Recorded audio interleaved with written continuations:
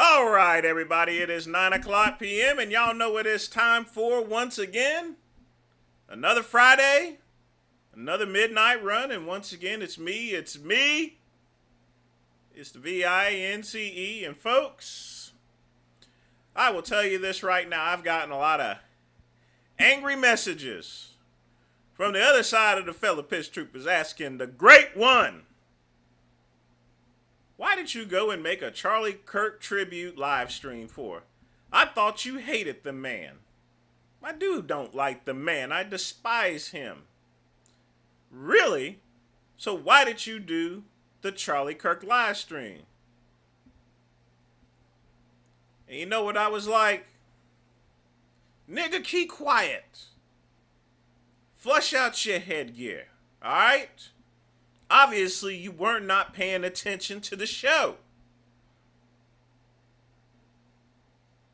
When it comes to the live streams, I may be the host, but you are the subscribers, you are the fans, you are the views. You are the piss troopers. In life, you have to sometimes think as a community, not as an individual. Don't you motherfuckers watch Star Trek? Y'all remember what Spock said? The lives of the many outweigh the lives of the few. Or, in my case, the individual. Alright? A lot of piss troopers love Charlie Kirk. Big Lenny liked Charlie Kirk. And that's good enough for me. When I did the live stream, it wasn't to honor really so much as Charlie Kirk.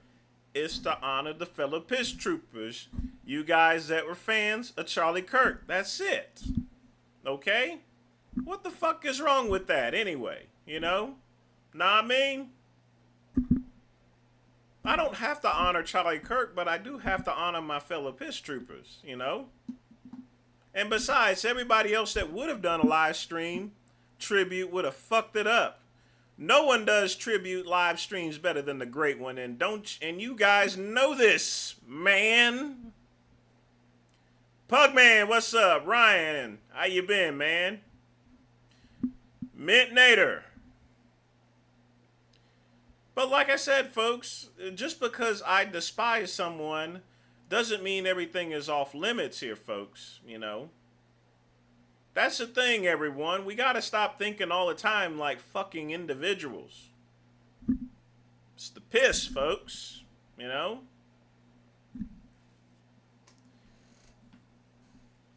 United against these snowflake liberals. These people that don't believe in speech or free thought, in other words.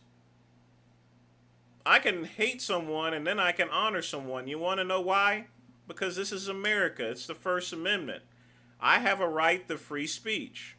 I have a right to tell someone to kiss my ass. I have the right to say that I would piss on Charlie Kirk's grave. And at the same time, I have the right to file an honorable tribute live stream towards him and have a toast and have a moment in prayer. This is the quintessential example of the First Amendment.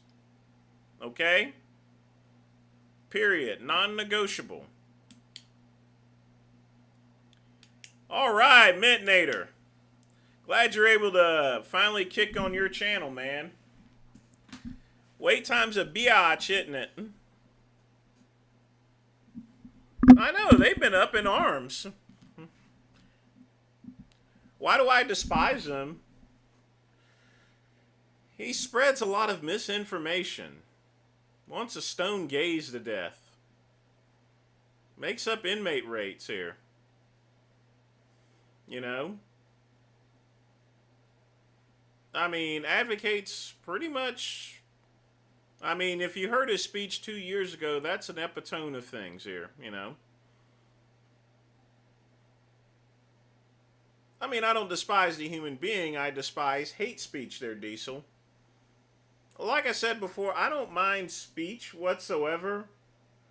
But anything that incites someone to hurt somebody else, that being stone gay people to death and stuff like that, you know, the great one doesn't want to do that. I see it the same way. That's why I trash my cousin, Vegan Gaines, for doing that stuff. Wishing death upon somebody, you know. That's the line I will never cross, folks, is wish death upon someone. Ever. Ever. You can't do that, you know. You can't say that you are a child of God. You can't say that you've given your life to Christ and then say that you're going to stone a group of people just because of who they plop up the ass or something like that, you know. Just keeping it real and telling it to you like it is here, you know. The misinformation and all the other things, mostly the hate speech is what I couldn't get over. You know? And you know what, folks? You know what the funny thing is about this whole situation? The guy got caught, and he's a fucking groper. He's one of Nick Fuentes' trolls, actually. According to his social media. Now, like I said, I don't keep it, but it's just a A corn-fed Utah white boy from a conservative family and everything. It wasn't no nigger anyway. It was not a black person. It was not a spook. First off, and I saw the little protest saying white man fight back, white man fight back. Now, first off, folks, y'all know good and well a black person didn't shoot that person. First off, we don't have that good aim. The only black person that I know that actually had good aim was the Beltway sniper. And number two, and this is most important thing, there are no black people in Utah, literally. When's the last time you seen someone talk? When's the last time when you walked up to a black person and they'd said where they were from and they said Utah? Never.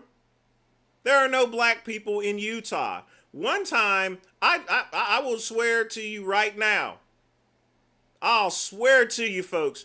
One time I was headed across over to California and I had to drive through Utah and I literally doubled the black population for a couple of hours just driving through Utah. There are no black people in Utah, okay? Period. Of course a black person couldn't have shot him.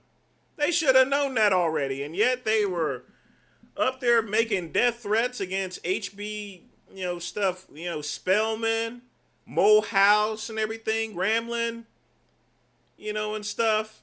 Up there making death threats thinking that we had something to do with it. Y'all know no brother didn't have nothing to do with it. Black people don't live in Utah. Period. When's the last time you seen a black person in Utah? Never. Thank God he was. It could have been anyone there, Ryan. Don't say something like that, bruh. I mean, it could have been anyone. But I already knew the great one. I already knew it wasn't a black person. Now, if it was in Atlanta, if it was in Baltimore, if it was in Washington, D.C., then yes, it could have been a Negro. All right? It could have been a Negro. All right? If it was Baltimore and if it was Washington, it could have been a Negro. All right?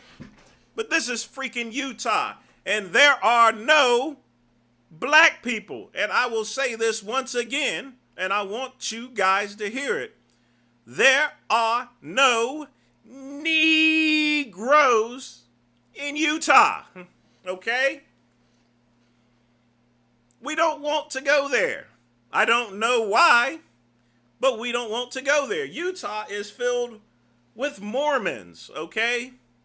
The only people that are over there is Mormons. And I think Charlie Kirk made that mistake that he was going to be safe in Utah. And he was wrong. Wrong. Diesel. That's just it was a ploy. That's why I found it so fishy there. I told Ryan about this yesterday. I found it very fishy that someone would carve that type of stuff on bullets. You want to know why? Because liberals don't know how to carve anything on bullets. It takes someone with skills in order to carve anything on a bullet, okay? That's not something that liberals do. And Lord knows black people don't do it neither, It's not like we keep the tools around to begin with, period. And not only that, we would have stuck out like a sore thumb. Could you imagine a black person running on the roof in Utah? Someone would have looked up and like, hey, I don't recall us having any black people in Utah. There's the shooter. There's the shooter. It's got to be him. He doesn't belong in Utah. When's the last time you seen a black person in Utah? Never. But in any event, folks, tonight, got my whiskey, stiff, and coffee, Richard Overton style. Gurkha Sherpa, orange. And, of course, my water cup given to me by my good friend Pugman. Y'all be sure to thank Pugman. Yes, indeed.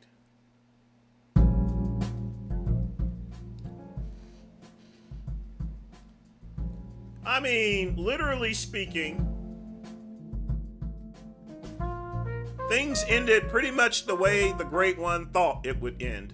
Alright? I had a feeling, I had an inkling, I had a scratch that I had to finally get itched that it was going to be someone like that. But at no point in time, and I do mean no point in time, that I would think that it would have been a Negro.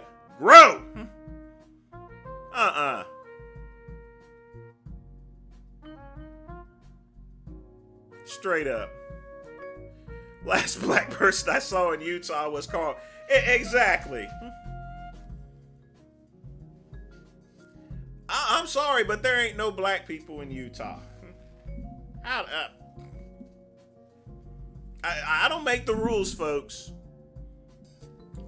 I mean, you can find black people. I mean, you can find plenty of black people, you know. In Mississippi, I mean, you throw a rock up in the air, it's gonna land on nigger. Literally. Alright? In Utah, you throw a rock in the air, it's gonna land on a honk, a glacier monkey. Alright? It's gonna land on a Mormon. Yeah, Nick is a weirdo.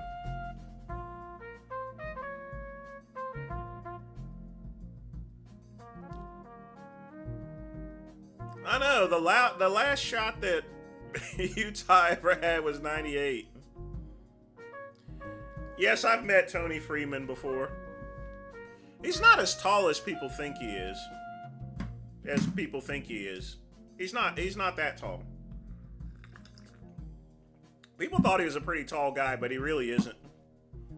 Yeah, I've met him before. And folks, my lighter came in and it looked like crap, so here we are. Again. You know, I'm gonna probably just go out and get me a Zippo. I mean, I really am. I'm getting sick and tired of this shit, man, for real. On the real.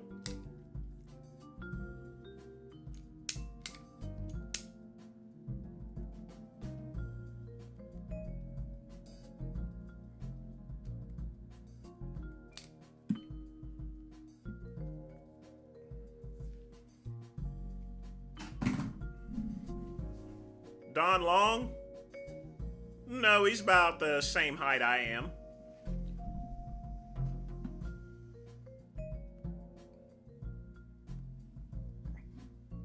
And fuck Don Long, too.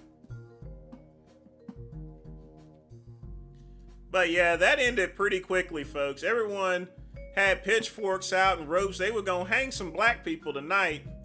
And now it's all quiet in the hooded community there. They were gonna hang some black folks. They was up there making death threats to our universe, saying, we gonna get you boys. We gonna get you boys. We gonna make mincemeat out of you. We gonna make dog meat. It turns out it's just one of them. But that was one big clue, Diesel. The fact that you would make an engraving on a bullet, that's not typically something a Negro does. I mean, Negroes and liberals and stuff like that, generally speaking, we just put the bullets in the gun. We don't take any extra time out to carve anything on a bullet. That's a waste of time. Once I knew that there was engravings on the bullet, then I already knew. We black folks, we wouldn't even take the time out to put anything on the bullet. All right? Lord knows. Now, if there was some fried chicken grease on it there, okay. No fried chicken grease on them bullets. Nope. That's all white people stuff right there on it. That's all white folks right there. Straight up white folks. That's y'all thing. We black folks, we don't carve anything on bullets. Kaizen, what's up? What would you do if you seen Nate Diaz at the Swordfish and he was offended by your presence and want to fight and threw a water bottle at him? I'd pour him a drink and he probably wouldn't do anything. He was just probably thirsty. That's just my opinion of it. He was just thirsty. People have a right to get thirsty. I like Nate. I like his brother. They were some pretty cool cats.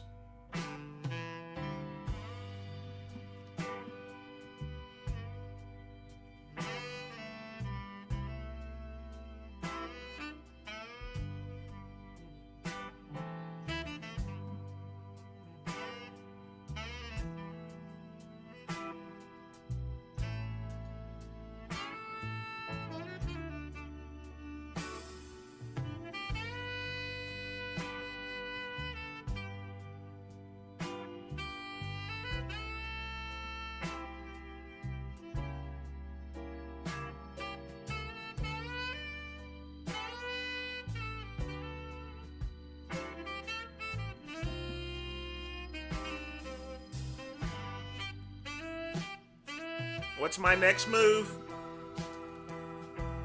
I don't really know. But I will tell you this here, folks. I am training a lot harder now that I finally got my gear in. We're hitting the weights hard. I'm feeling good. I'm looking good. And I smell good. I got CKB on and everything. Oh, yeah. Oh, yeah.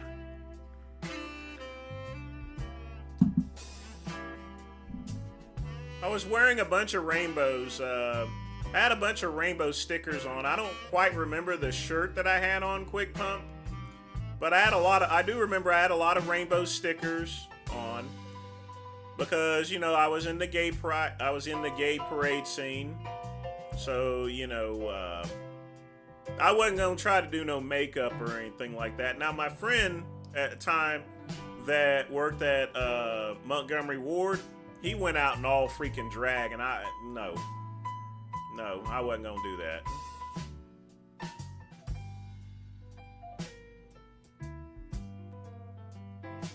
You want to see some combat training? Well, we got to see what's on the video tonight. But I know Tefano's got some new videos. I know John Bravo's got a new video we'll catch up on. But yeah. They caught the assassin. The Scottie Pippen story? Oh yeah. It ain't really much of a story. So, on my website here, and by the way, I will show you this here. Just for reference, folks.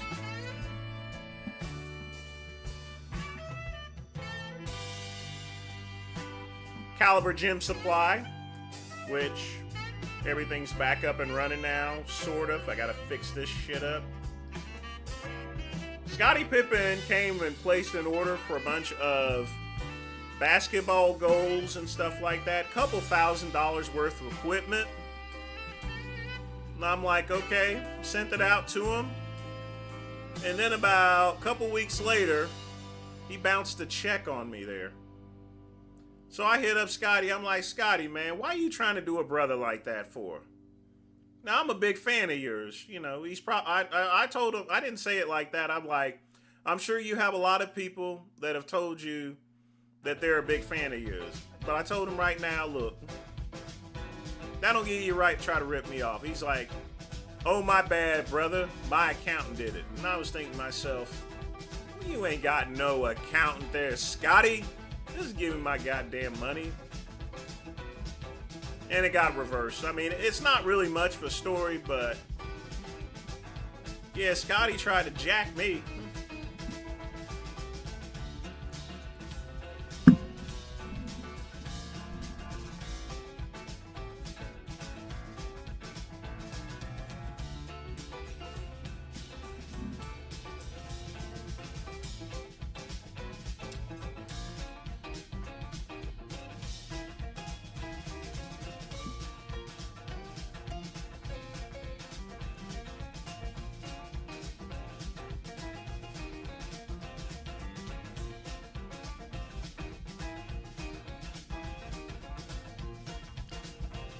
I wish I never saw the close-up.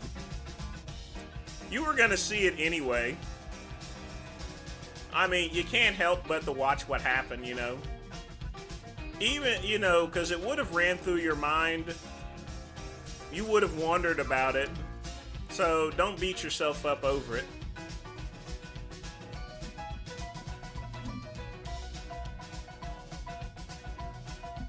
I mean, it's something you only want to watch once.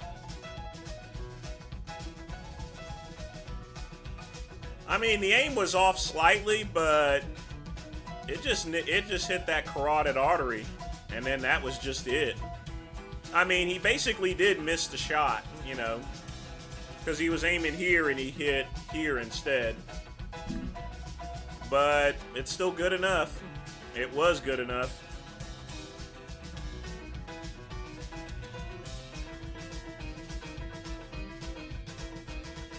Oh, he was dead in like less than a minute. That's death by exsanguination there. You have to understand one thing. You got to look at it this way. At least it was, for the most part, pretty painless. That bullet would have shattered his back spine, basically. So he would have literally felt nothing.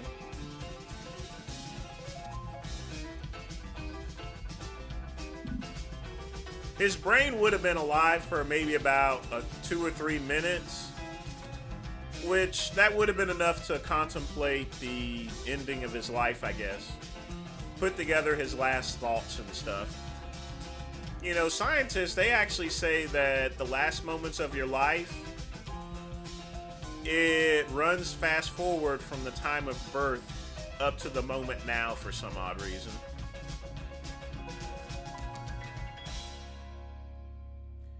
Can you hold up a large... I don't have a large mirror quick pump. But there's nothing fancy about the setup. It's just... I actually have one camera for streaming and the other one for work. But it's nothing major.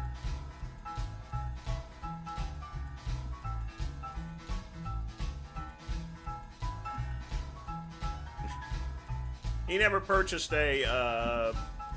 Total Gym. It was all basketball stuff. It was for a, and he wanted me to send it to one of his training camps. But I like the fact that he said his accountant messed up stuff. No, it didn't. He just does that stuff and just sees whether someone's going to say something about it or not. He's just as bad as Michael Jordan.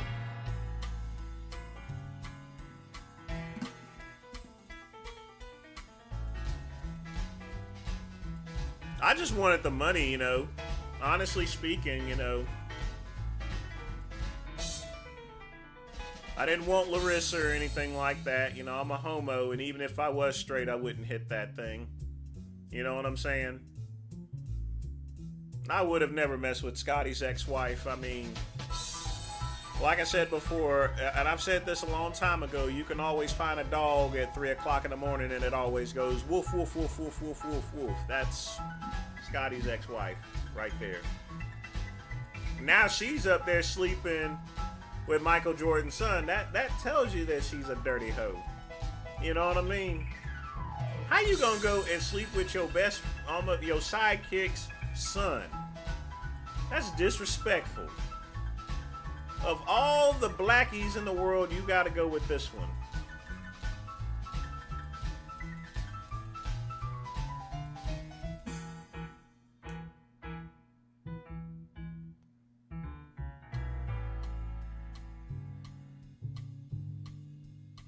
You nasty, Raw. But just know in the moments there that his death was pretty quick and painless. That's just not, I mean, the thing about it is you bleed out basically. Your spine is shattered, so you're not going to feel any pain whatsoever. The only thing operating at that point in time is your brain for maybe a couple of minutes.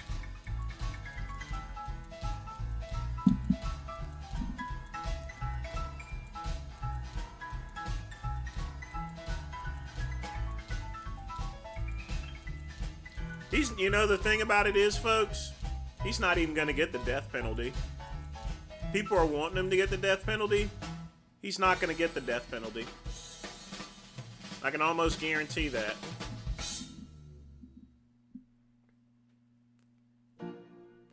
You have to understand one thing. They would have to take it to trial. They're not going to take it to trial. They're going to make a plea bargain, and then that's going to be the end of it. I mean, his own father turned in his son. And this guy, you know, the person that turned in his son, he's a Republican, a conservative. They're not going to do that to his son. So he's going to get life in prison. He might end up in ADX, but his life is pretty much over as we know it. He will go down in history as the person who killed Charlie Kirk. What is Tony Hughes up to? Probably with one of those dime piece Thailand women down there.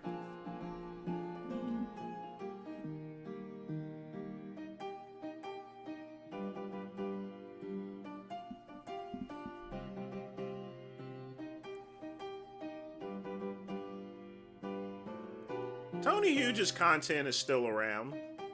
He's doing stuff around here and there. But I think he's focusing more on his business. Painless pumps, that garbage. Ugh. You know, I'm surprised people are still actually using Synthol, but, you know, it's 2025.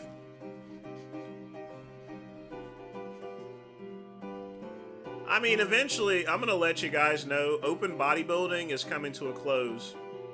Eventually, classic bodybuilding is going to be open bodybuilding. They're just going to eliminate that humongous division.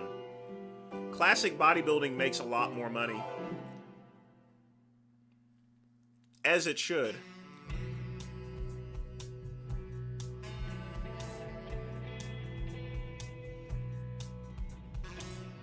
I'm sorry, nobody wants to be a walking cow anymore. It's just not healthy.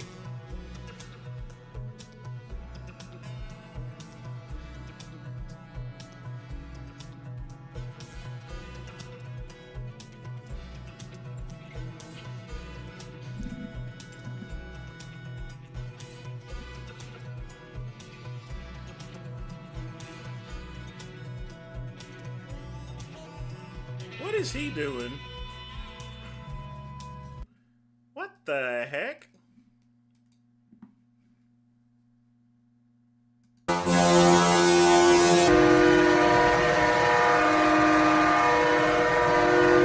I'm Ric Flair, the style and profiling, crowd shaking, horn blasting, son of a gun. Woo!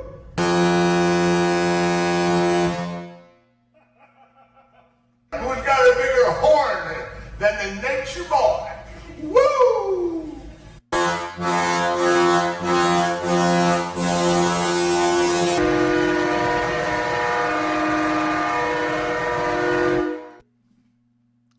I mean, that's probably the most corniest thing I've ever heard, but Ric Flair, he's still getting paid, you know.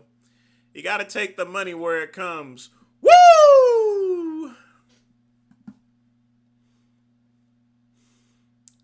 I mean, things could be a lot worse there, you know.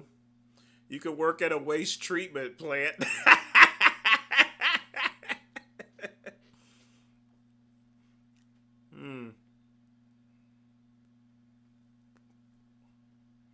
The prize money is up to $750,000. Wow.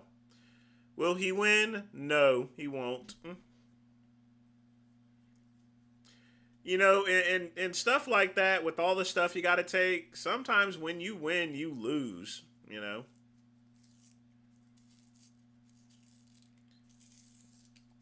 I think the days of freaks are over with. I think people are just tired of it. Nobody wants to look at that anymore.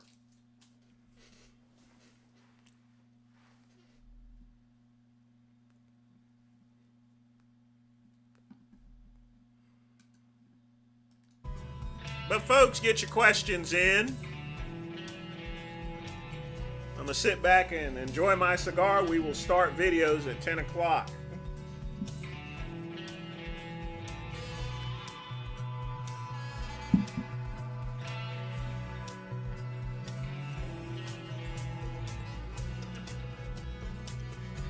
Well, people have a right to like them, and people have a right not to. That's what the First Amendment is about.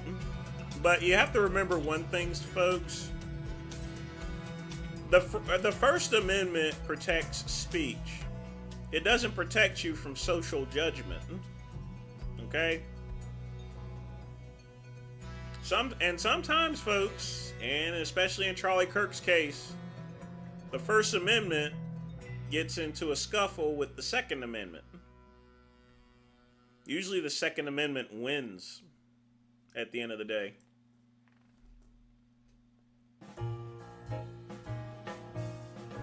Well, KCB, think about it for a minute.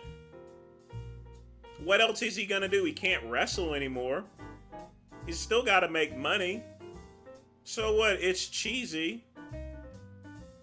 But, you know,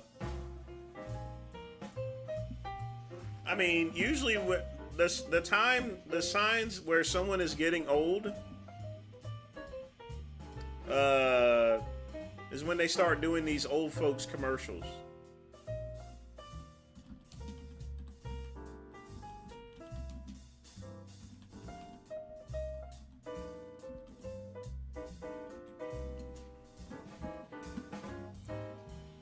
I mean, let's take Jimmy Walker, for example. I mean, you gotta get work in, folks. Me again. Listen to this. Medicare Part C plans with extra benefits like getting money added back to your Social Security check every month may now be available to you in your zip code. Make sure you're not missing out. It's simple. 1, call the number on your screen. 2, they'll look up your zip code and see if you're eligible. 3, they'll check for plans with extra benefits like prescriptions, dental coverage, and the benefit that adds money back to your Social Security check every single month. Call now. I called to get everything I deserve. I called to check my zip code for a plan with the benefit that adds money back to my Social Security check. I called to check my zip code. Check your zip code. It could be dynamite. Call now. You see, folks, when you're old and you have no money coming in, you're willing to do anything for a Klondike bar. Period. Non-negotiable. All right? That's what happens, folks. So Ric Flair doing this commercial, he's just doing what he's got to do. He could be, I mean, it's better than being where Hulk Hogan is. I'm going to be honest with you, folks. I am surprised that Ric Flair is still alive. I would have expected him to die before Hulk Hogan. No joke. Oh, God, those reverse mortgage scams. Those things are so messed up.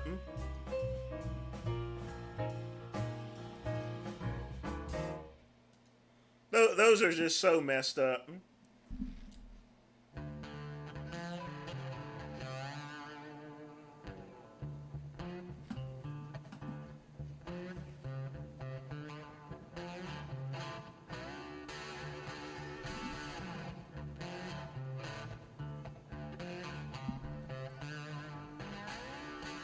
Well, Mae Young was tough as nails there, KCB. You got to remember, she wrestled at the time where, you know, that was just a normal. I mean, her wrestling matches back in the 30s. Lord, I can't believe I'm saying the word. In the 30s, the 1930s, were a lot more rougher than they are today. She was trying to get that insurance money there, KCB. She was just trying to leave something for her children. I bet you she had like a $5 million policy insurance company up there looking at the video like,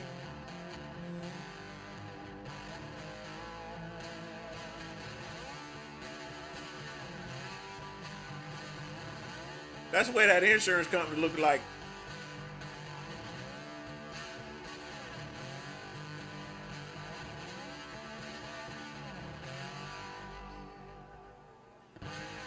They was like that when they saw Mae Young getting powerbombed through the table.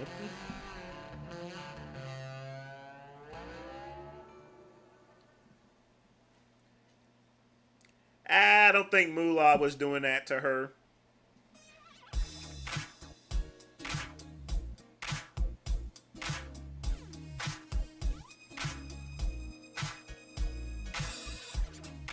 Yeah, Moolah was a horrible person.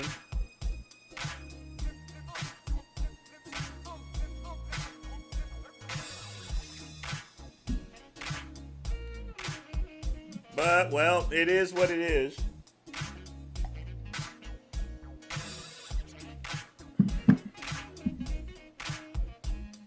Well, Mintnator, that's because there's no blood in his corpse. He bled out completely.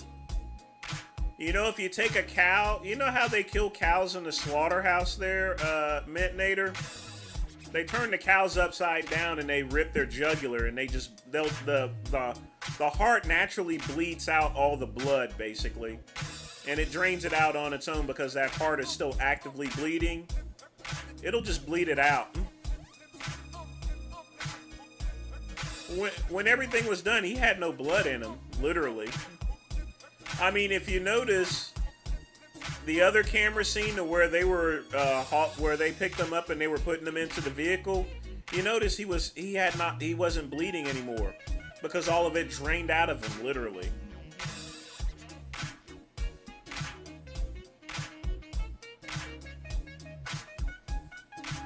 Like I said, very quick death. Death by exsanguination. He just bled to death. And like I said, I'll be honest with you folks, that's actually a pretty good way to go. I mean, you can't really pick your deaths. I mean, and that's probably not something you would want to happen, but if you were going to have something happen, at least be virtually painless. You know? Yeah.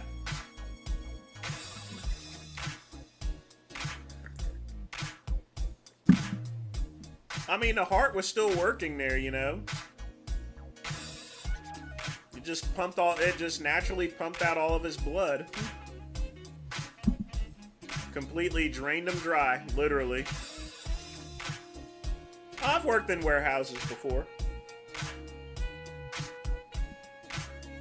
I've never met Moolah before, and I've never met Mae Young, and I've not met Diamond Lee. Now, you guys probably don't know who Diamond Lee is. Diamond Lee was a midget wrestler that Moolah trained. She wrestled in the 60s and then retired because there was not much work for a midget female wrestler. So, with no work and everything, she was getting disability, obviously. So, Mae Young, Moolah, and Diamond Lee all lived in the same house. See, there wasn't just Moolah and Mae Young living together. There was actually a midget there by the name of Diamond Lee. And Moolah gave the name, obviously, the Diamond because you got to think Moolah, money, diamonds, and stuff. So you obviously know that that's one of Moolah's trainees, or what you call my damn midget. Most people don't know that it wasn't Moolah and Mae Young living just together by themselves. It was also Lee. And I think Diamond Lee is probably still living in the same house that Moolah is, or has probably moved out.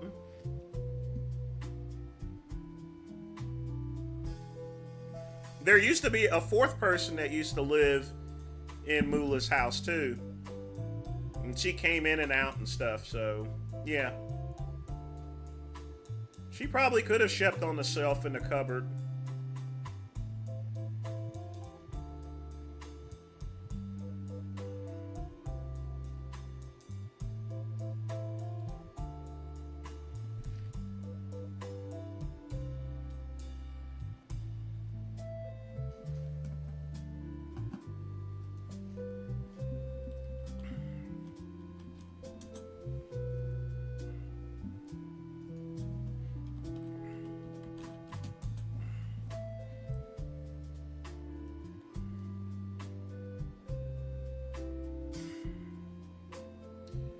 But I'm going to let you guys in on the secret. You know who taught Fabulous Moolah how to wrestle? Mae Young. And some old hag named Mildred Burke. Yeah, Mae Young actually taught Moolah how to wrestle. Go figure.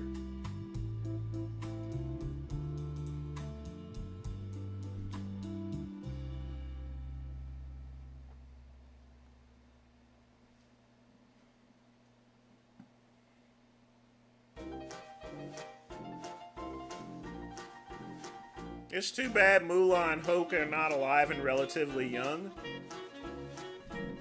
If Moolah was alive, she'd be over 100 years old. What are you talking about?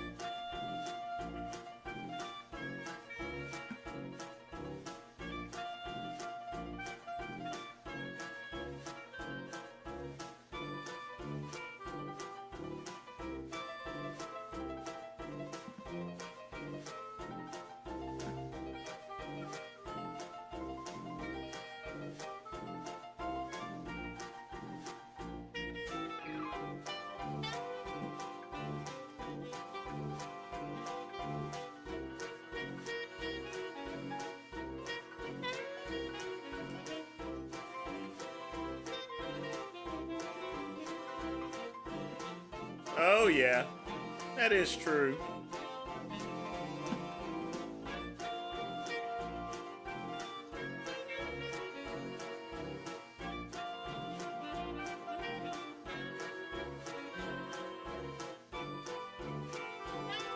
KCB, don't be at me.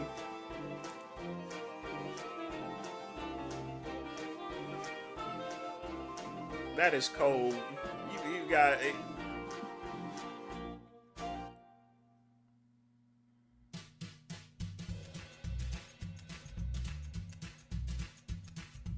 He wasn't decapitated internally. He just hit that jugular and that was it. But no, not internally decapitated.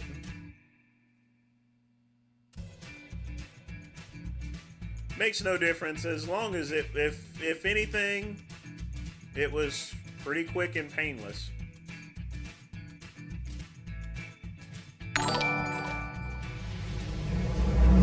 Can you do the Tefano vids first?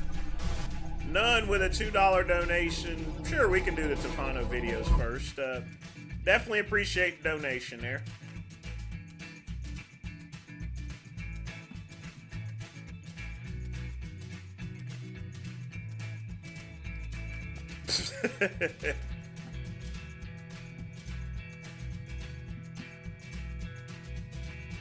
KCB, I'm going to be honest with you. I really don't want to think about whether he, stuff like that. It was just quick. I mean, they're not going to, look, they're not going to go and do an autopsy. They know what the cause of death was. I mean, there's no need to do an autopsy. I mean, they can knock themselves out if they like, but me thinks the bullet did it. Death by exsanguination.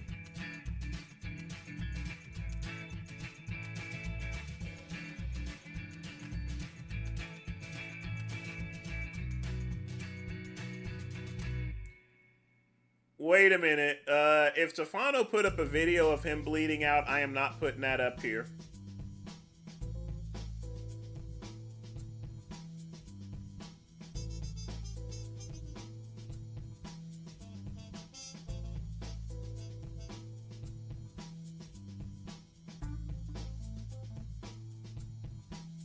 If I go and put that up there, I'm going to get a community strike.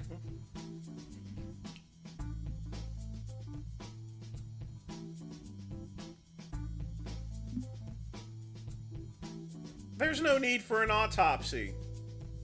why would you want to autopsy something that was, you know, we clearly know how he died.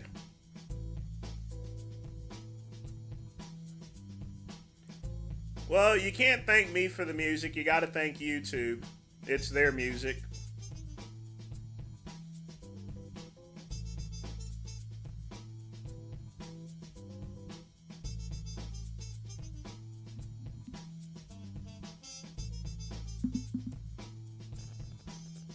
I mean, he missed the shot, but like I said, you could still get enough you can still get enough meat under that in order to take out, but yeah. He was clearly aiming for his head and got the neck instead.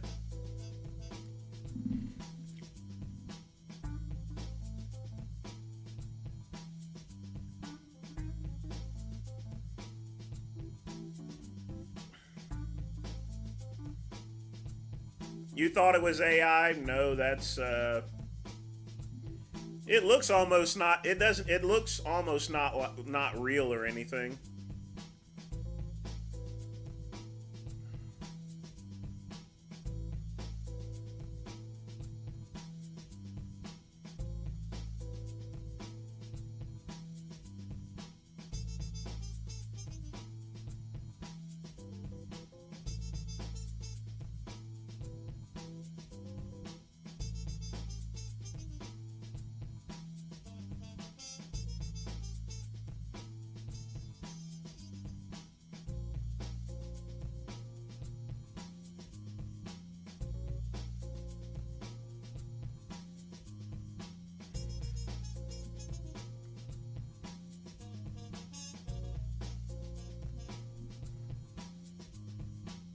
At least South Park took down that episode.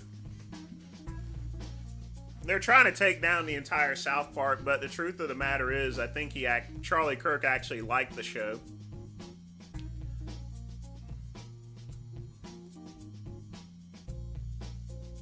He was posting a video about his bitch while an assassination was happening. Yeah.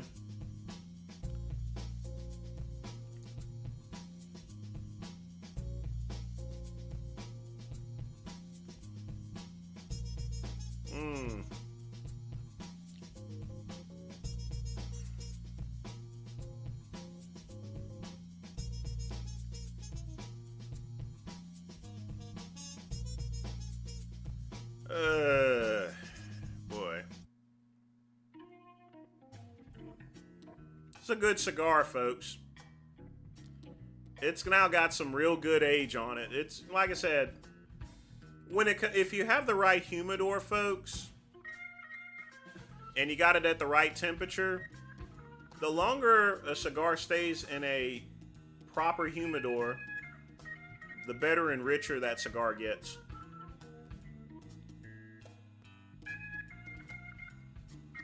That's why you have a humidor for folks. A lot of people, they just take their cigars and they just put them out on the table. You don't do that. You keep them in a humidor.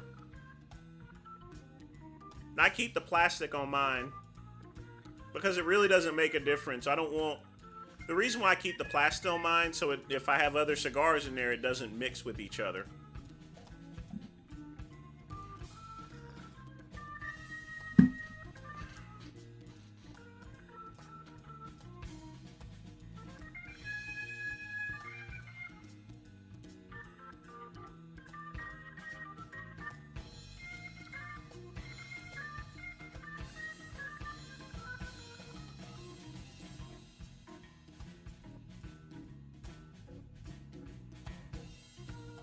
Oh yeah, it's still available streaming.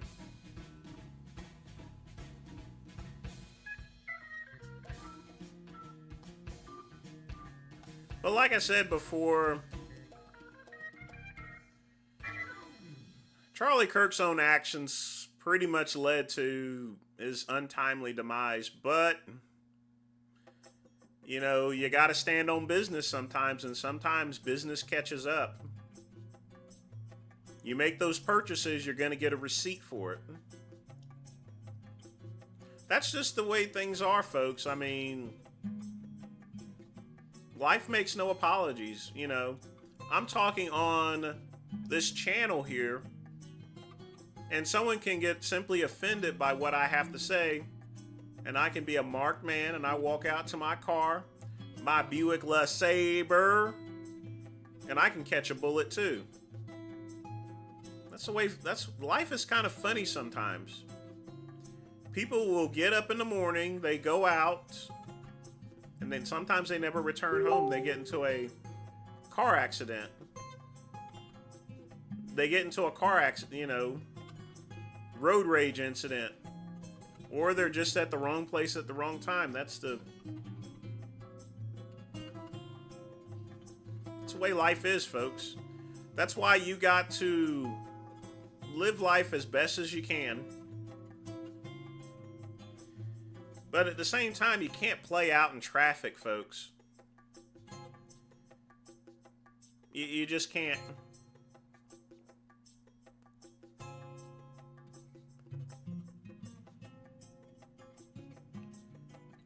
But you know what, folks? They're going to build statues. They're going to name roads.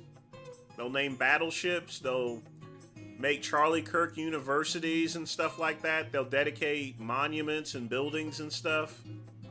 No different than they did Tupac. No different than, oddly enough, they did George Floyd. Why would you donate any... Why would you make a building to George Floyd, of all people? I'm sorry, but no. Death was tragic, but even he didn't live his life right, you know? A lot of that stuff fell upon him. But it's the cop's responsibility. He didn't have to sit on that man's neck for 9 minutes. The great one, when I cuff someone, yeah, I had a knee on someone's neck, but only like for maybe 30 seconds. Then I'd pick them up. He should have just cuffed them, picked them up, thrown them in the car, and that's it. He didn't have to do all that old 9-minute bullshit. Yeah, they're going to name a lot of stuff after him.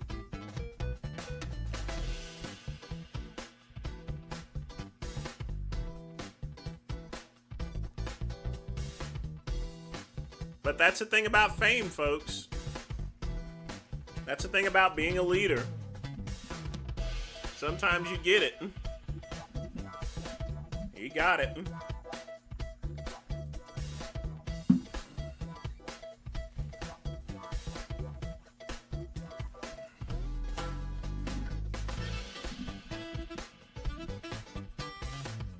But, you know, he had to go. I mean... It was his time. He had to go stand on business. And I'll be honest with you, folks. Based on all the readings, if he had never went to Utah, it would have never happened.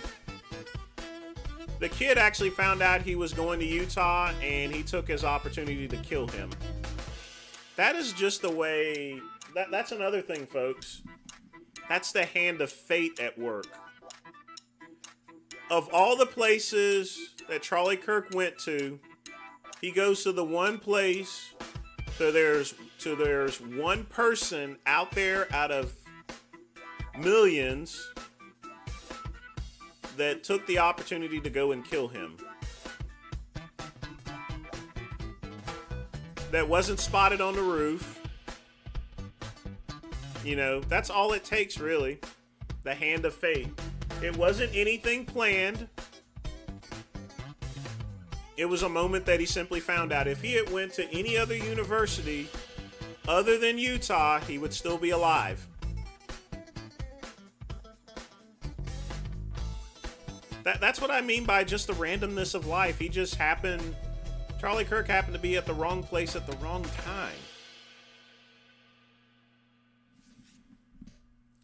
No, we can't ban guns. It's just not going to happen. I would like gun control. We should have similar laws as they have in Britain because they don't have these types of problems, but...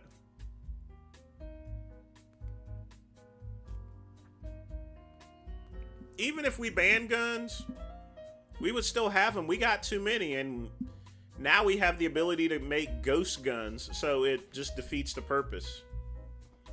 The best thing to do is deal with the ones we have control and have just gun control.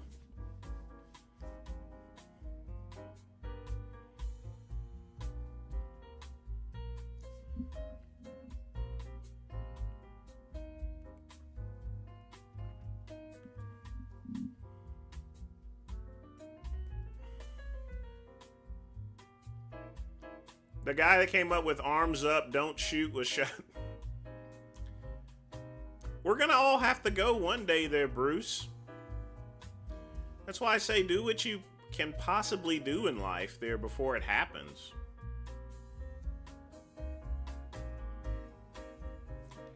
Yep, KCB.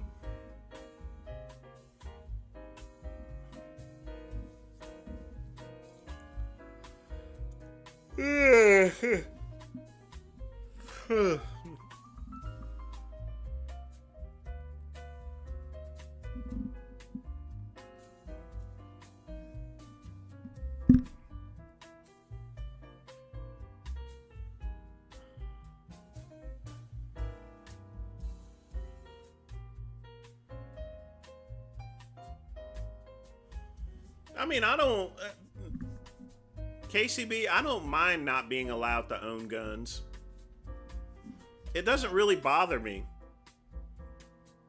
I have my pepper ball device in here. I have plenty of accoutrements in order to defend myself. That's all you really need. I have plenty of self-defense weapons. And probably the pepper ball gun is probably better than anything else.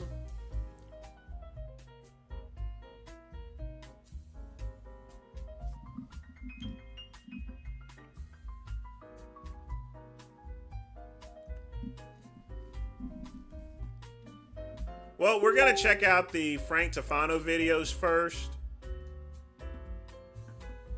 And then we'll get to those.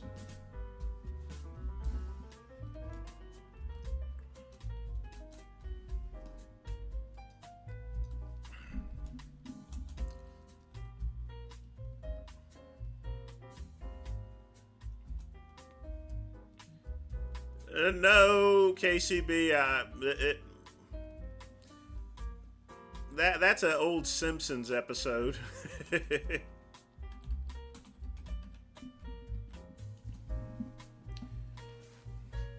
That's just that. Isn't that kind of funny, folks? If he hadn't gone to Utah, he would still be alive.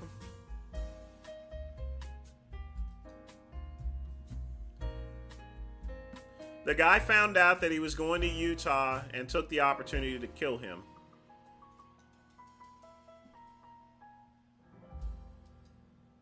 Is that not messed up, folks?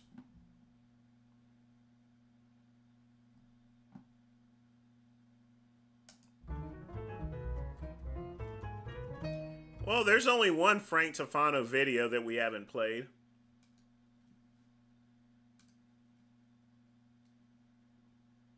The person known for doing tremendous amounts of research on health stuff didn't do much research on the person who did his surgery. I spent 2 years, and I've said this in past videos, researching the surgery before I got it. But it's impossible to research something that's completely fabricated. If none of the reviews are legitimate, if anything negative about him gets taken off the internet, how can you legitimately research something? And this is why I filed a lawsuit against Google and RealSelf for manipulating their reviews. Because if they were 100% truthful, I would have never gotten this surgery. And that's the scary thing. A lot of these plastic surgeons' reputations are completely fabricated. They might only have 5 good results and botch 500 more people, but you never know because they manipulate the internet. You guys can search up that lawsuit, Frank. Well, KCB, there's a lot of ifs. There's a lot of ifs. If he didn't go to Ohio, if he didn't do this, if he didn't do that, if someone didn't spot him on the roof, if he didn't move to the side for 1 second or so forth. Remember, folks, someone took a shot at Trump, and he just happened to be lucky to be to move the other way before he got hit. Like I said, he just got winged right here. If it was just an inch away, it would have missed a shot. It would have hit him in the shoulder blades. It barely got him, but it got him, you know? There's a lot of, that's the thing, KCB, there's a lot of ifs in life. And sometimes you just win the lottery, you know? That's why you got to live while you can, because you don't know when it's over with, you know?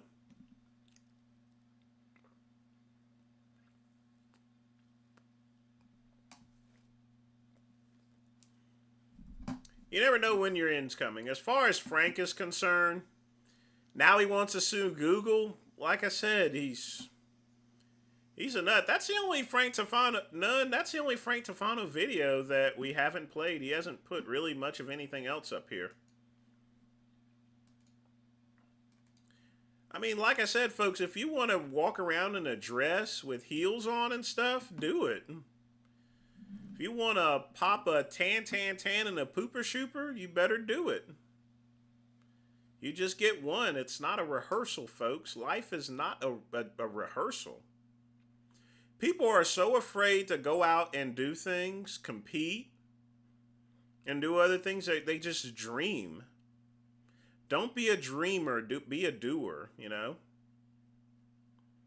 But yeah, there's a lot of what ifs there, KCB, but it's not a matter anymore as far as what if, it's what is. And what it is Charlie Kirk is dead. His pronouns are was, were.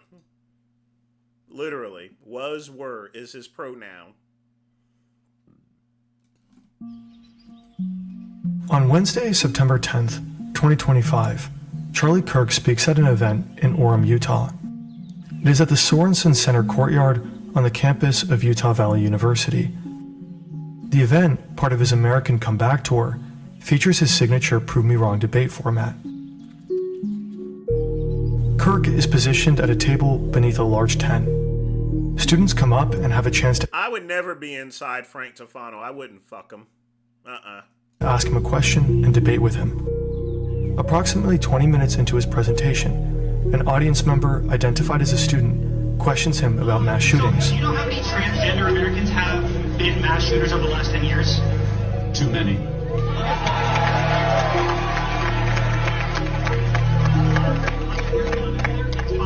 Okay, now 5 is a lot, right? I'm going to give you some credit. Do you know how many mass shooters there have been in America over the last 10 years?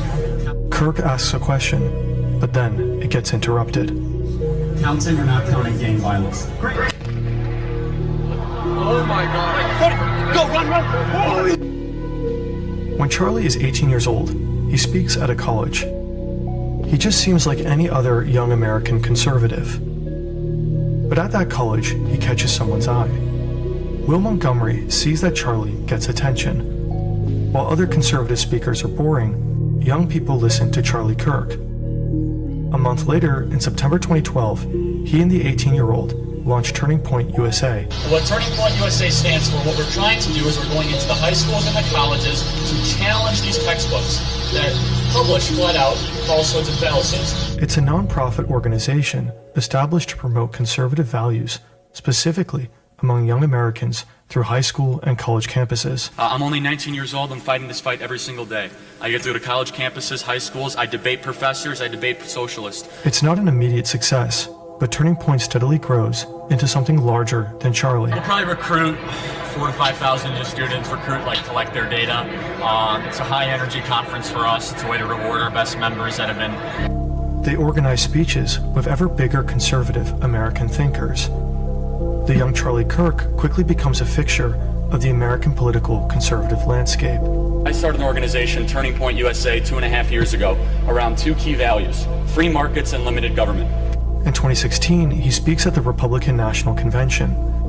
When Trump secures the Republican nomination, he and Turning Point embrace the MAGA movement. Charlie Kirk gets a direct line to the president. At the same time, he begins using modern media outlets as a way to spread his political message. But they're also a means for generating content that gets attention. He gets millions of views, in large part fueled by debates on college campuses. In 2018 comes Campus Clash, a college tour with Candace Owens. In 2024, the You're Being Brainwashed tour, a college tour with former presidential candidate Vivek Ramaswamy. On September 10th, 2025, Kirk initiates the American Comeback Tour, a series of events for college students across the United States. The format includes his classic Prove Me Wrong table sessions, where he invites attendees to debate his political and cultural viewpoints in a public setting. The event at Utah Valley University is designated as the first stop on this tour.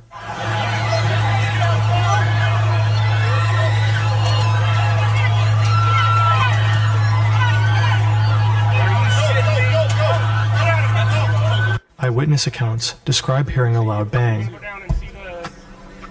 Are they like restricting you guys up here or what? It's just there's just so much. Is from his neck. Although an autopsy is yet to be released, speculations state he is hit partially in his jugular and spine.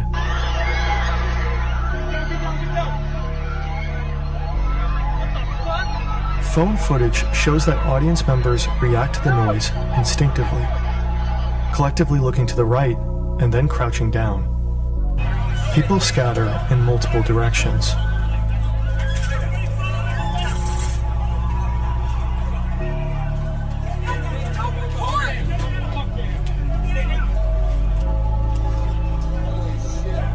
His security personnel and multiple police officers cover him and try to bring him away to surrounding vehicles as soon as possible.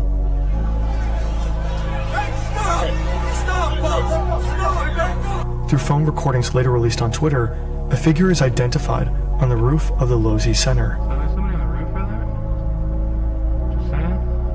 He just ran from, over, where's my finger? From over there, ran in. And now he's right there. Just saying. A building located approximately 200 yards or 180 meters from Kirk's position. It seems the shooter is lying in a prone position, shooting down with a clear view of his target. This individual is observed both prior to and following the shot, and is seen retreating from the rooftop. Based on these videos, the shooter is placed at a more accurate guesstimation of 100 to 120 meters from where Kirk is sitting. Presumably, the shooter escapes over the roof of the building after taking the shot. Charlie Kirk is carried to a police vehicle, parked just behind the tent where he is speaking from. Yeah, he was already dead like a minute later on. They're just dragging a corpse at that point in time. He's then transported to the local Timpanogos Regional Hospital. Initial reports indicate his condition is critical. Utah Valley University spokesman. He died at the scene, folks. He was already dead. Ellen Trainer states that a suspect is in custody and it's not a student. Dare you! How dare you! How dare you!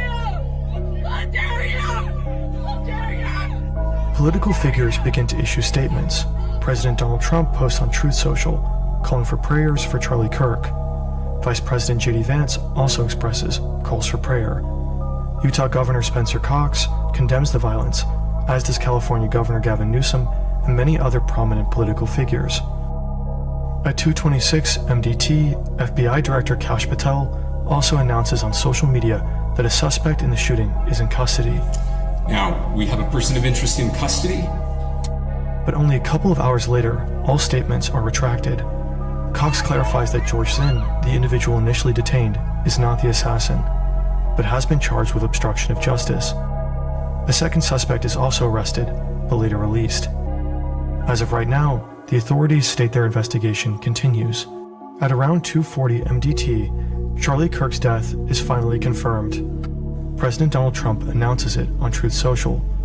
He is survived by his wife, daughter, and son. To my great fellow Americans, I am filled with grief and anger at the heinous assassination of Charlie Kirk on a college campus in Utah.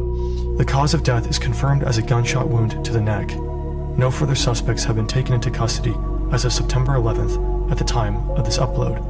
Like I said, folks, he got hit in the neck and the spine, so once you sever the spine, you can't feel anything at that point in time. Like I said, quick and pretty much painless. President Trump orders all American flags to be lowered to half-staff across the country until Sunday evening as a mark of respect. We are reminded again of how real the present danger of political shootings is in the United States. It's a tragic day for our nation. I want to be very clear that this is a political assassination. For us, on the outside, looking in from Europe, it's a brutal reminder of how politically heated things are in the country across the ocean. This video wasn't a walk in the park. It took us less than a day after the shooting happened to get a full 3D video production in motion, and we rendered more than 50,000 frames to be able to do it. The only reason we could was because of our render farm, which lets us render Blender animations faster and more affordably than anyone else on this planet, and that isn't an exaggeration. We had multiple GPUs attacking each renderer at the same time. Our 3D artists had their computers free because they outsourced all the rendering to the farm. It rendered faster while we could still keep working. We had a real-time preview that allowed us to catch and fix mistakes while rendering this video, and it turned our turnaround from weeks to literal hours. If you work on 3D productions, specifically in media and journalism, which require fast turnarounds, I would recommend you try the tool that made it possible to release this video at the speed that it was. Go to Sulu/Who. Yeah, cheap advertising too, but oh well.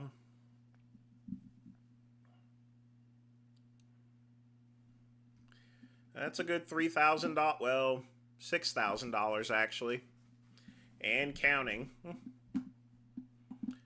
Like I said, you get about, yeah, that's a lot of money to make on a video.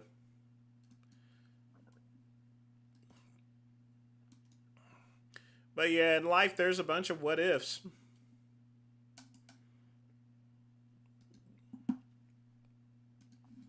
Hey, how's it, and welcome to the Daily Pigeon Show. It's the place to be, to let the pigeon flow. The Daily Pigeon Show with Andy Bumatay. Mahalo nui loa to you for stopping by. Hey, how's it, and welcome to the Daily Pigeon. In this show, I'm going to talk about tips for tourists. That's right, anybody thinking about coming to Hawaii, whether for live or maybe for visit, you should know these tips. And I'm not talking about the kind, like I mentioned before, no smell food for tests if you like eat them at local parties. Local people hate that. Not that kind of tips. Today, we're going to talk about words that get different meaning in Hawaii than most other places. That's right. And not like goosebumps and we say chicken skin. That's kind of close. I'm talking about words like spam. You say spam to most people, they think junk email. The kind, from Nigeria, you won $10 million, right? Yeah, spam is super popular in Hawaii. A lot of restaurants, they serve a lot of spam there. No, in Hawaii, spam is food. That's right, the canned spam. And we like spam here, so no tell spam jokes, okay? Serious, Hawaii consume more spam than the rest of the country combined. So, So let me give you a history as far as to why spam is so popular, especially in other foreign countries. You see, right after World War II, obviously there ain't no cows or any other animals. Everything's all decimated. So the only thing left is all the stuff that the GIs left behind, which is cans of spam. So that's all they ate. And even after finally the cows started mooing and stuff back in these countries, they just kept eating spam. Anyway, back to the show. You think spam is like really gross, dude? No, say nothing. You teach spam in Hawaii, you might as well put one sign on your head says rob my car, because they're gonna know you're not from here. The next one, Long John. This is Long John on the mainland. One underwear you wear when cold under your clothes. Or I guess you can just wear them outside if you live where nobody's there. But Long John in Hawaii is pastry. And we love Long John. And speaking of pastry, on the And the Tans love my Long John, that's for sure. mainland, this is Cocoa Puff. In Hawaii, this is Cocoa Puff. Long John and Cocoa Puff, two of our most favorite pastry here. Now, I'm telling you this, so if you come Hawaii and you stay at one local people's house, and the mother tell you, hey, why you not go out buy Long John and Cocoa Puff for everybody? If you come back with underwear and 2-box cereal, that's only forget stink eye. Okay? The next one, poke. This is poke on the mainland. In Hawaii, it's pronounced poke, and it is a raw fish dish prepared different kind ways. So when you see the outside of the store get one sign, poke, $10. Don't make that kind of joke. Hey, look, a poke is only $10. Okay, Yeah, that poke is joke pretty good. almost as stale as the lay joke. No talon. Okay? In Hawaii, there are plenty Asians. Okay? And to you, this might be banjo. But to local people, and especially Asians, this is banjo. Banjo, benjo. You catch? So you gotta be careful, because the old Japanese ladies, they don't hear that good. So no tell one old Japanese lady, hey, I'm just gonna kind of chill today and play with the banjo. No, make sure to wash your hands afterwards, okay? Banjo, banjo. I'm saving you some grief on that one. Most places in the world, this is 1747. In Hawaii, this is 1747. That's right, it's the nickname we get for a monster cockroach that fly. That's right, I always say fly. Plenty people no believe. But if you get up late at night, flip on a kitchen light, and you see 1747 on a counter preparing for takeoff, whoo, prepare yourself for a run, because those buggers gonna fly right at you. That's right. And if you ever had one stuck in your hair, oh, that's that kind of trauma for life. Because in Hawaii, most people scared 747 because only get one natural enemy, the rubber slipper. So always have one handy, especially if you raid the ice box late at night. Last one. This is scrap on the mainland. This is bang.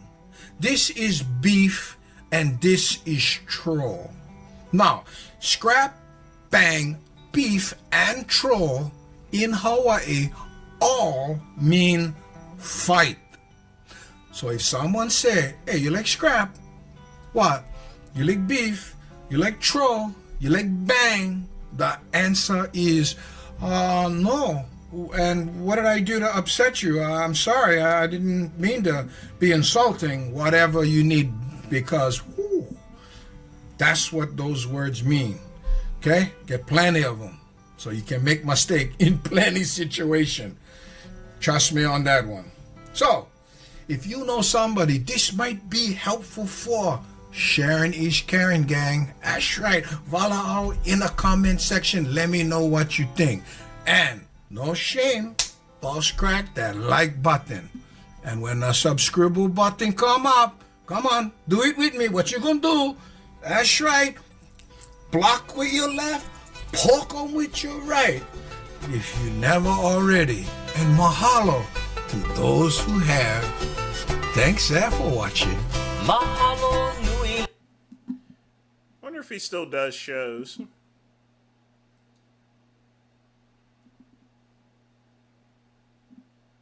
This guy is live right now, actually.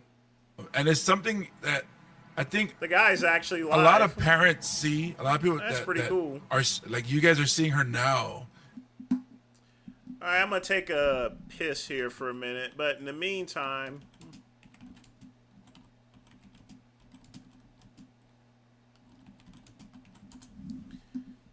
y'all can watch this here.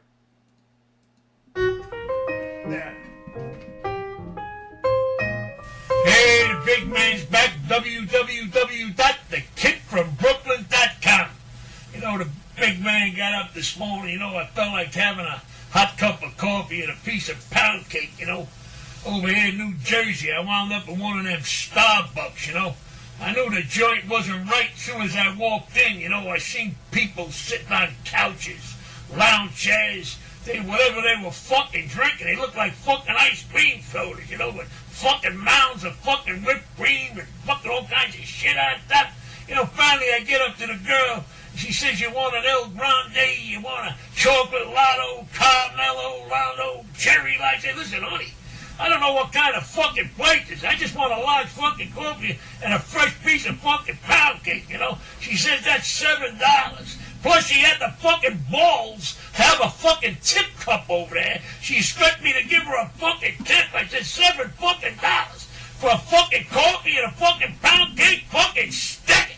I went right around the corner of the fucking pancake house. I take it off to my mother. I got the fucking breakfast special. 2 eggs over, home fries, bacon, sausage, 2 pancakes, all the coffee you can drink. They threw in a fucking shot of OJ, and for an extra buck and a half, they gave me a fucking cheese Danish. I walked out of there fucking stuffed. Cost me $8.25 for the whole fucking ball of wax. I couldn't eat the rest of the fucking day. What's the fucking working man supposed to do? You go to one of them fucking Starbucks. The poor working guy. What do they fucking think they're serving over there? Fucking liquid gold, a fucking cup of coffee, and a piece of pound cake, $7? Stick it up your ass, fucking Starbucks. What about the fucking working man?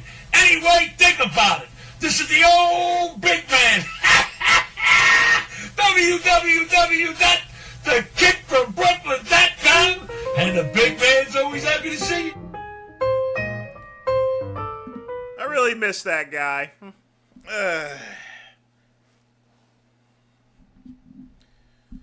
Kid from Brooklyn. Gone but not forgotten. Every once in a while I'd like to put him up there, you know.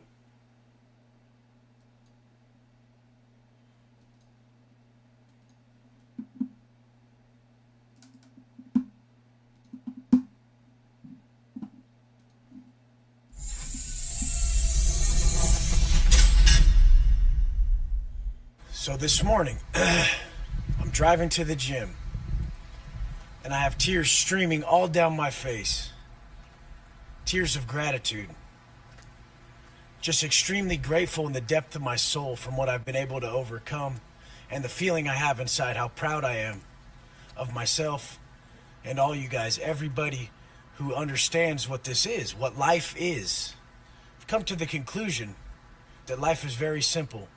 And the answer is that it's a gratitude test. Life is a test of gratitude. That you've simply been blessed with this chance to live this amazing time in any manner you choose.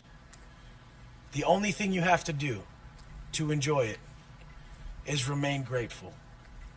So when we've reached the point that we fully believe in our heart that life is truly a gratitude test, a test of gratitude, we've become invincible. Nothing can faze us.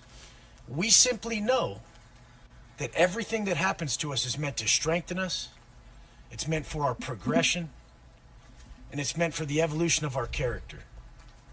So what is the opposite?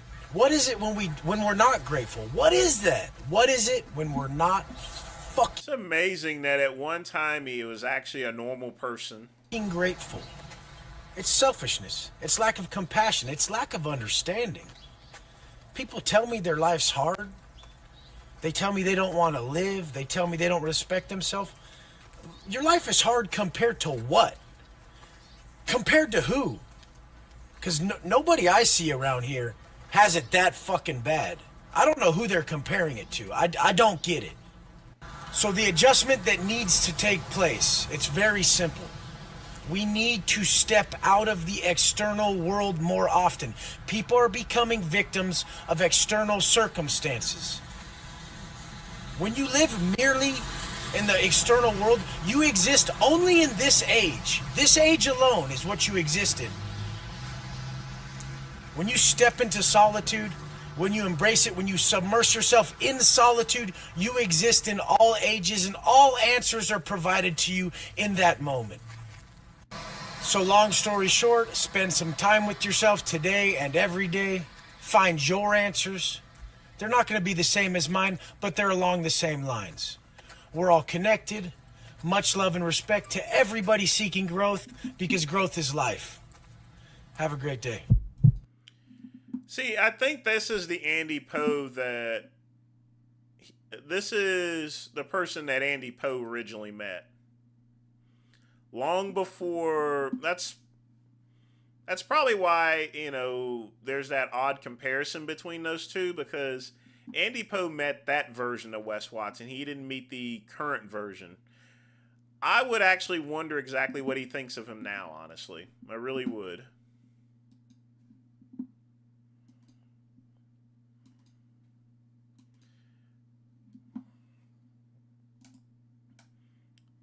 Bradley Martin smacked another person? Really?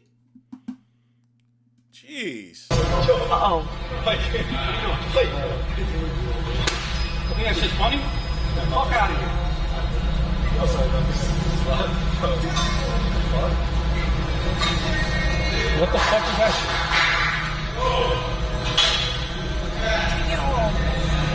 I don't believe that.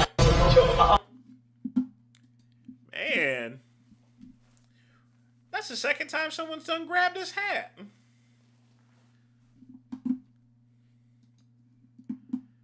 They gotta know that brings a... I mean, seriously, that's just ridiculous. Just stupid. All right, guys. His name is Tyler Robinson. Charlie Kirk's assassin or murderer, however you want to put it, has been identified and caught. This is him right here. This is what he looks like. And here he is somewhere at Utah State University, masked, big surprise. But I thought this was really interesting. Look at this video of him. Seems like a normal, everyday, just kind of potentially nice kid. This is There's always a lot of potentially nice kids out there. Before he went to university. What do you think happened to him when he went there? So let's have a listen here. Congratulations. You have been selected to receive the Resident Presidential Scholarship from Utah State University. The value of this scholarship is approximately $32,000. This scholarship is available for 4 years or 8 semesters. Just looks like a normal kid, doesn't he?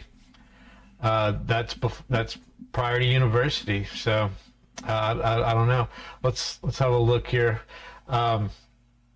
Who is Tyler Robinson? A 22-year-old man named Tyler Robinson has been identified as a suspect in the fatal shooting of conservative activist Charlie Kirk at a Utah University event. He was taken into custody on Thursday night in southern Utah after reportedly confessing to his father, a 27-year veteran of the Washington County Sheriff's Department. What are the odds of that? His dad's a veteran of the sheriff's, who then contacted... Actually, that's no surprise. I mean, obviously this person had shooting experience and his father taught him how to shoot. Authorities and secured his son. Robinson is from Washington, Utah, and lives in a $600,000 home about 260 miles south of Orem, where the assassination took place. Robinson allegedly shot and killed Charlie Kirk during a speaking engagement at Utah Valley University in Orem on Wednesday. Utah Valley University. His father, a law enforcement officer, turned him in after the suspect confessed, according to sources.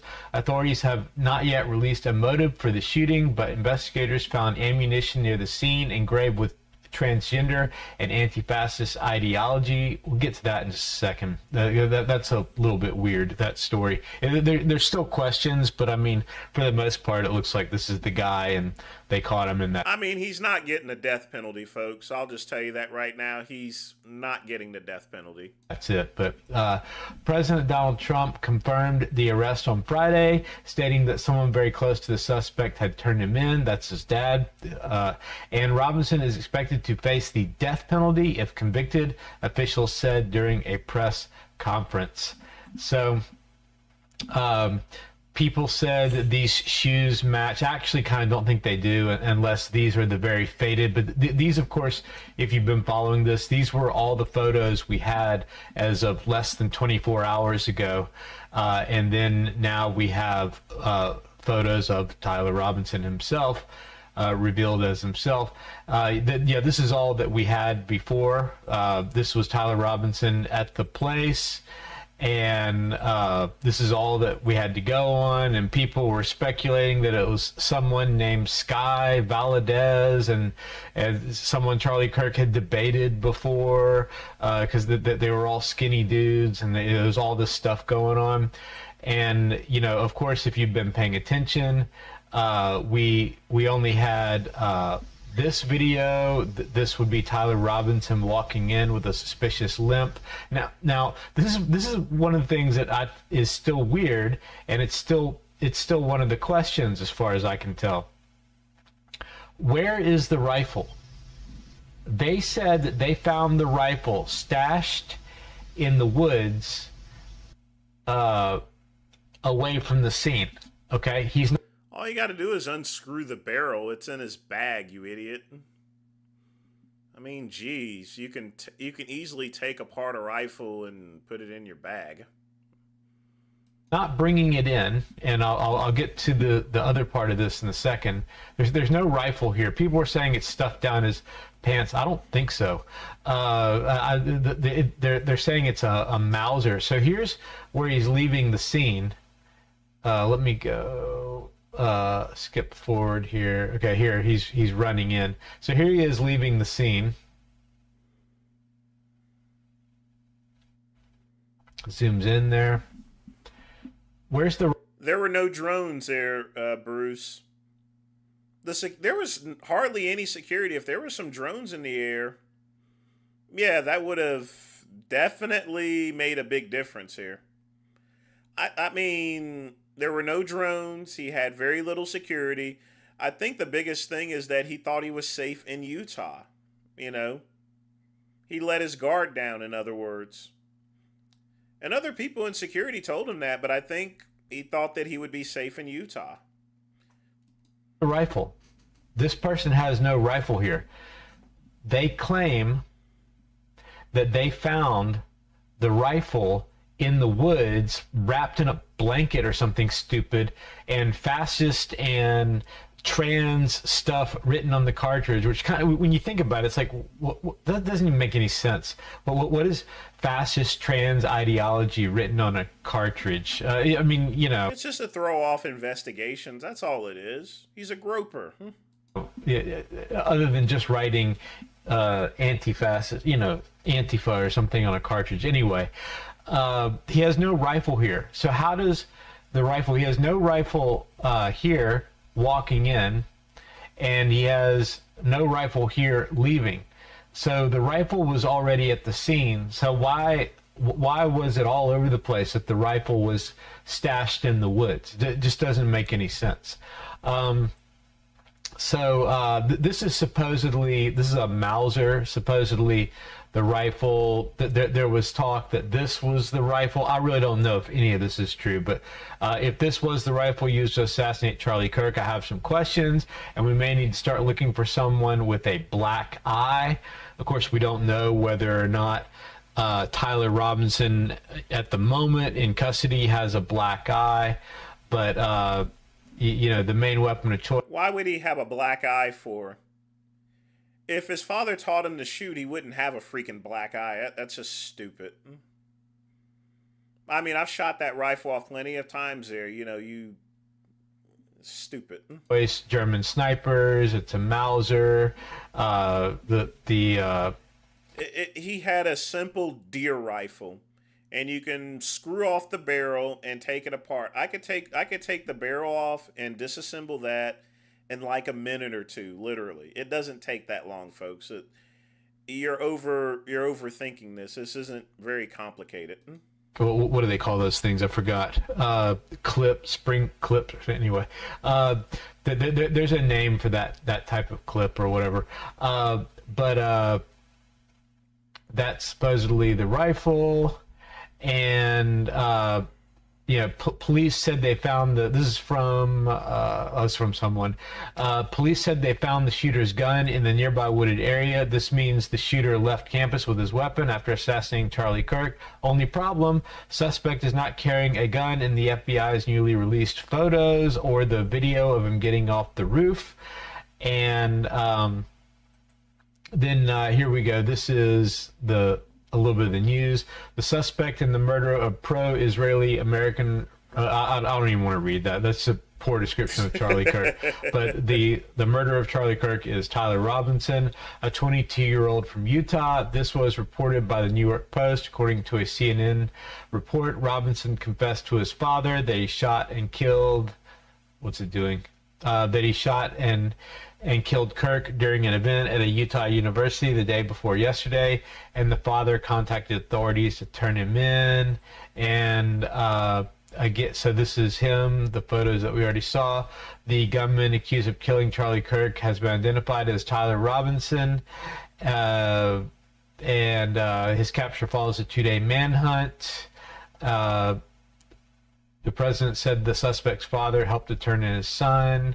The grainy picture shows a white man wearing sunglasses, a baseball hat, and a black sweatshirt that appears to feature an American flag and an eagle. I think we have him. President Trump revealed in an interview with Fox and Friends. So there we go. Like I said, why hold the professors and the school responsible? Charlie Kirk's responsible for his own. Whenever you go visit a university for a speech, he's responsible for his own security. Know what I mean? He's fully responsible for his security. They're going to have general security on campus, but he needs to have some extra folks for him. I still have questions because this guy definitely does not have, he's not running away with a rifle. And I don't understand how they find a rifle in the woods. I think that it's pretty clear that what we're dealing with is a rifle that was planted at the scene, and this guy Tyler Robinson returned to that scene, or I don't even want to get into it. He's a patsy. It's all a psyop, false flag. Who knows? Who knows? But anyway, that's what we have for now. There is Tyler Robinson. So if you like this sort of thing, please like, subscribe, and share. And that'll do it for this one. Tyler Robinson has been caught. He will probably get the death penalty. He will not get the death penalty, folks. He's just not going to get the death penalty. I don't know who this guy is. Poor reporting. He's not getting the death penalty, folks. It's just not going to happen.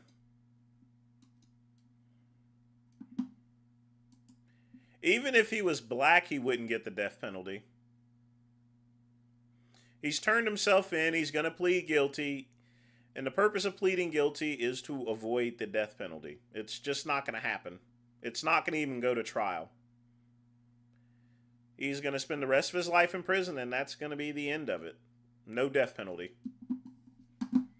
So don't buy all that stuff that you're hearing right now. Thing is, I do too, bro. And the thing is, this is what it is.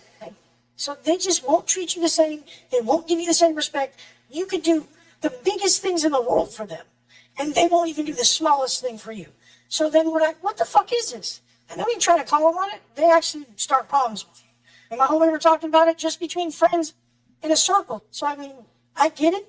And it's always the people closest to you that will just take advantage. Thing is, I do too, bro.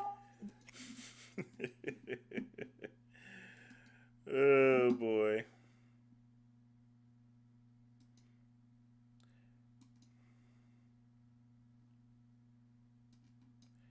KCB, I don't have that video, and I couldn't play that there anyway. So apparently Mike O'Hearn was in the hospital, so let's see what he's got to say. Jack, though. Well, oh, look who it is. Good morning, stranger. We missed you out here. What? I heard gotta the show ladies off the talking about abs. you. What'd they say? They're trying to do stuff to you while you were asleep. Well, hopefully they finish me off. Saves you some time later. Guys, we've done this before. I go every 3 years. It runs in the family. You guys do what you do. End of the day, man, I get asked more and more the older I get to, how did you do this? So, you're late. I told you, I guess almost 40 years ago, I told you how I train, how I live. I am preventative. I am dedicated. I am the most dedicated human on the planet. And that is apparent decade after decade. But it doesn't mean just the medical thing. It means getting up, doing the basic work, eating right, not eating for a show, eating right all year, and eating right healthy for me. Training smart, not training like you guys kind of preach. Mileage is mileage, and mileage is one of the biggest things all of you 20 and 30 year olds, and the guys that are broken in 30 are gonna say, this is the rep range. Rep range for what? Building more muscle for a moment? At the end of the day, that's mileage later on in life. I'm giving you these tips, and the reason I'm telling you this is because I'm a basic guy. That's it. I'm an average guy that is just completely dedicated. And I go back to the basic stuff that Bruce Lee taught me. I am never worried about the guy that's doing 10,000 different exercises. I'm worried about the guy that does the one exercise 10,000 times. Basic work in the gym to get better, not smash your head against the wall. Healthy nutrition, not the fad that everybody tries to do, not the trick that everybody tries to do. Yeah, when it comes to drugs, if you're trying to do drugs when you're 20 to win a trophy, again, you're a moron. There's an amazing thing called life, and we're hoping, me too, that we get to live a long life like Clint Eastwood. So, at the end of the day, start being preventative, and you get to go to the gym. It's different than you have to go to the gym. And as soon as you make that mind switch, and you wake up in the morning and going, I'm not motivated, mother, you get to go to the gym. There's gonna be a time that all of us have to go to the gym to stay healthy. Push that off as long as you possibly can. Go get your colonoscopy, see the doctors, do your checkups. Wait the So he just had a colonoscopy, basically. So he was hospitalized. He says he does it every 3 years. He got a colonoscopy. So, yeah, he was hospitalized, but clearly colonoscopy. I use Cologuard because my family doesn't have any history of colorectal cancer, but you still got to get that stuff tested. fuck up. Seriously. You're not going to get to 60 like this. And look at, Robbie Robinson is 20 years older than me, and that's what I'm hoping for. You guys are motivated off of these 20 and 30-year-old pups. They're 20 or 30. They should be in shape. They should look like Greek gods. What's funny is that you don't look at these older guys, like Robbie Robinson and others, and go, holy shit, I can live a life like that? A superhero for a lifetime? I don't know. At the end of the day, maybe your priorities is you want to be average. You want to half-ass this shit. I love life too much, man. That's it. Have a good day. Hey, what about the post you put up? What about it? So, I don't know, why do you think people love seeing you down? Some people. Did they? Well, I guess. I don't want to look at it. Oh, but that's, you see, if you're in a hospital, Yeah, I'm fish hooking them. yeah. People hoping that something Yeah. happened to you so Yeah, they and can that's say why I'm it's right. fun to come back out the other side, and because it'll piss those guys off. Remember, I'm doing a lot of these posts just to irritate people, so and it gets to them, so I love it. I mean, he is right there, Ryan. I mean, I wouldn't say clickbait, but when he goes and puts up there something that's hospitalized, and but yeah, clearly he got a colonoscopy. I mean, he's almost 60 years old, literally. I mean, he doesn't look that way, but he's almost 60. I mean, he's got like maybe 3 years left and 3 or 4 years left, and he's 60 years old. I think he's like 55, 56 years old. He's almost 60, so he's getting colonoscopy. He's the same as I am. I mean, I'm just getting a regular Cologuard test. If they find something, then I'll get the full colonoscopy, but there's no need for me to get a full colonoscopy if the Cologuard's working, because my family just simply doesn't have a history of colorectal cancer. And I can do the Cologuard every single year. I mean, I can get a colonoscopy every, I think, 3 years or so forth, but as long as you're testing, you're perfectly fine, so. But once he said in the beginning I go there every 3 years, I already pretty much knew, Ryan, that he was getting a colonoscopy.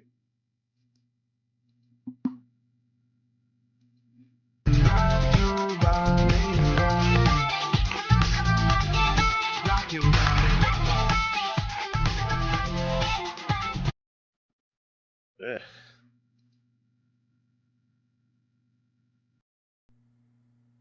Who put this up?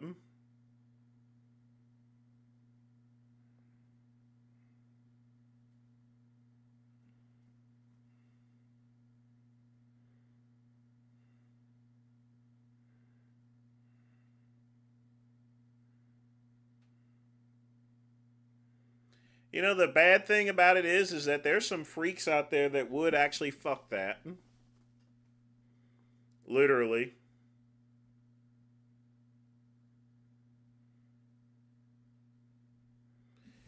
Alright, I'm going to turn this off. That is just disgusting.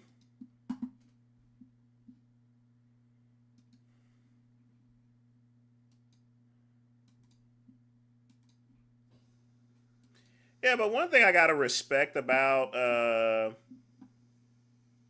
Michael Hearn, he's doing the right things to take care of himself, and that is some really good advice, folks. It really is.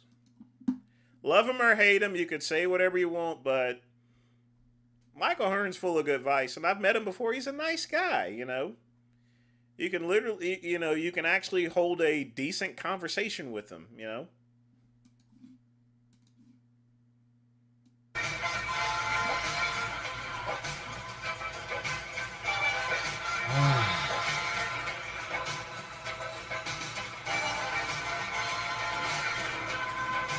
Can a nigga live? Can a nigga live? He's not trolling, then he's a retard. He's a genuine artifact retard. I mean, like that.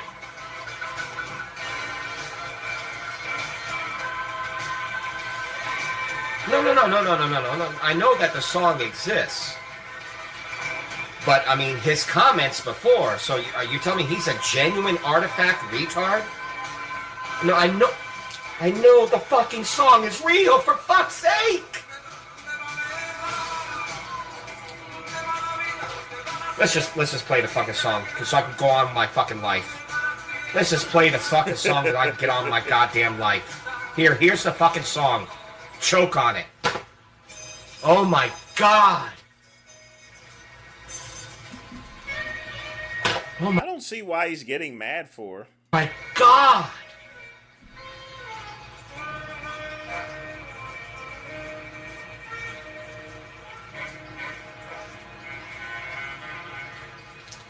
And you motherfuckers are acting like I've never fucking heard this goddamn song before.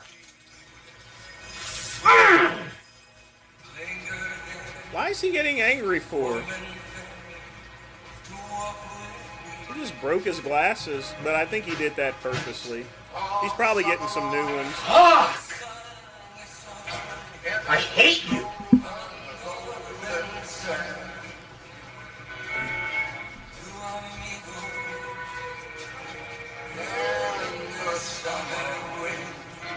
My God! Squeaks, you're... Thank you for letting me know. I'm gonna have to fucking block you when this is over because I'm not dealing with this fucking mental retardation every time I do a goddamn live. You're a fucking retard. What's wrong with Sinatra? I don't... No, fuck you, amigo. Fuck you. You're not my friend.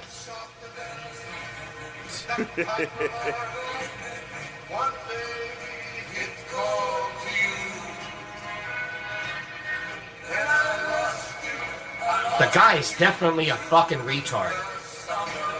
The guy is definitely a fucking retard. There you go, you fucking retard. There you go. Wow, great. Wow. What a great fucking song.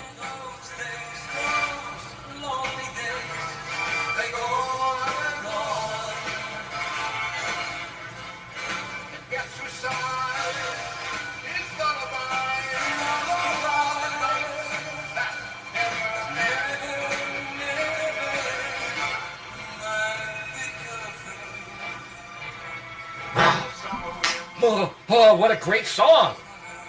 That Squeaks is definitely, there is no fucking way any one of you are going to convince me otherwise. That dude's a fucking retard.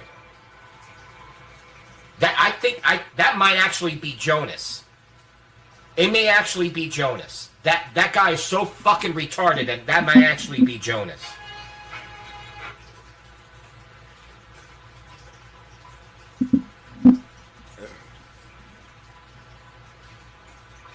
Stiggs, eventually it'll just be Cuban yelling at himself in the abyss. God, I fucking hope so.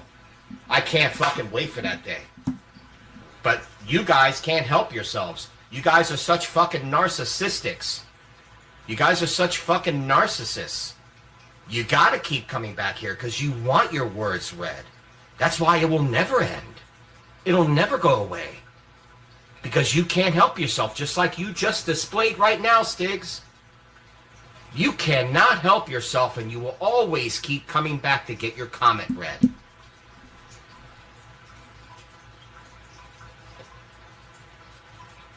This will never die. It will never end. No. Not with the fucking narcissists you guys are. It'll never end.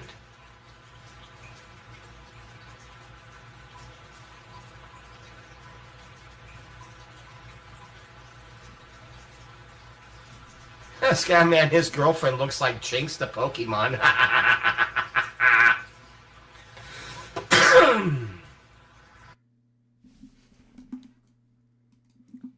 You know, eventually, he's not going to have anyone on his live streams if he keeps banning them, I think he's pretty much just out of ideas. Literally speaking, I mean, subscribers are around the same.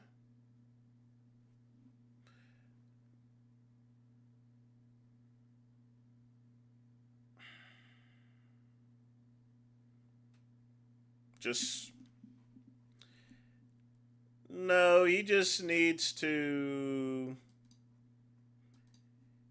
leave and never come back. I mean, that trailer is just killing him. I mean, it literally is.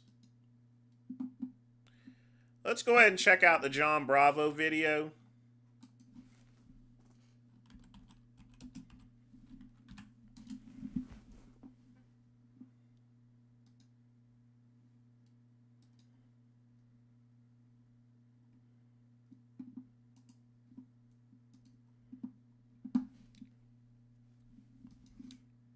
You know what he did? He flipped it. out like we know he does, right? And he threw her outside in the back patio with their kids and locked her up, and she even posted it on her Instagram.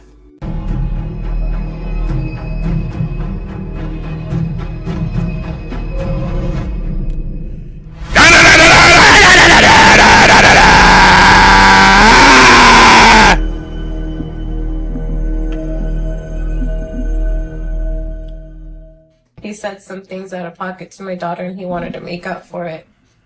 But he didn't want me to go online and telling everyone because I have videos of the way that he was speaking to my 11-year-old daughters. I don't respect a man who will ever try to break a bond between a mother and a child. There's like the attraction or the admiration goes like that. You know what's going on with Peggy Watson? That strung out piece of shit? His whole life is crumbling down harder than what we know he's got going on in his pants. Ryan, you know good and well I always do that whenever I hear the Iron Mag Labs logo. The last time we saw him in that shit show fight with Angie, right? Where he showed the world how much he must love getting pegged with that bitch-like behavior. I'm in a different city, bitch. What's up now, man?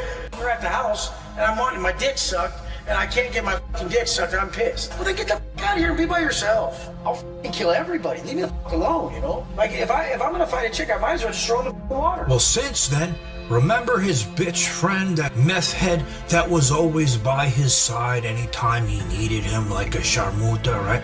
Well, something bad happened. He caught him sliding into his sharmuta's DMs to be by her side. And when Wes found out about it, he kicked her out on the street and locked her outside of the house with her kids. But it gets worse. Remember how Wes always preaches to everybody, you don't drink, you don't do drugs, you don't party, you don't go to strip clubs, right? Those are his vices. He says you never fall back in your old ways. Well, he's fallen back in his old ways, and he's all strung out. And let me tell you, he's putting on a show for everybody. Wait until I show you this shit.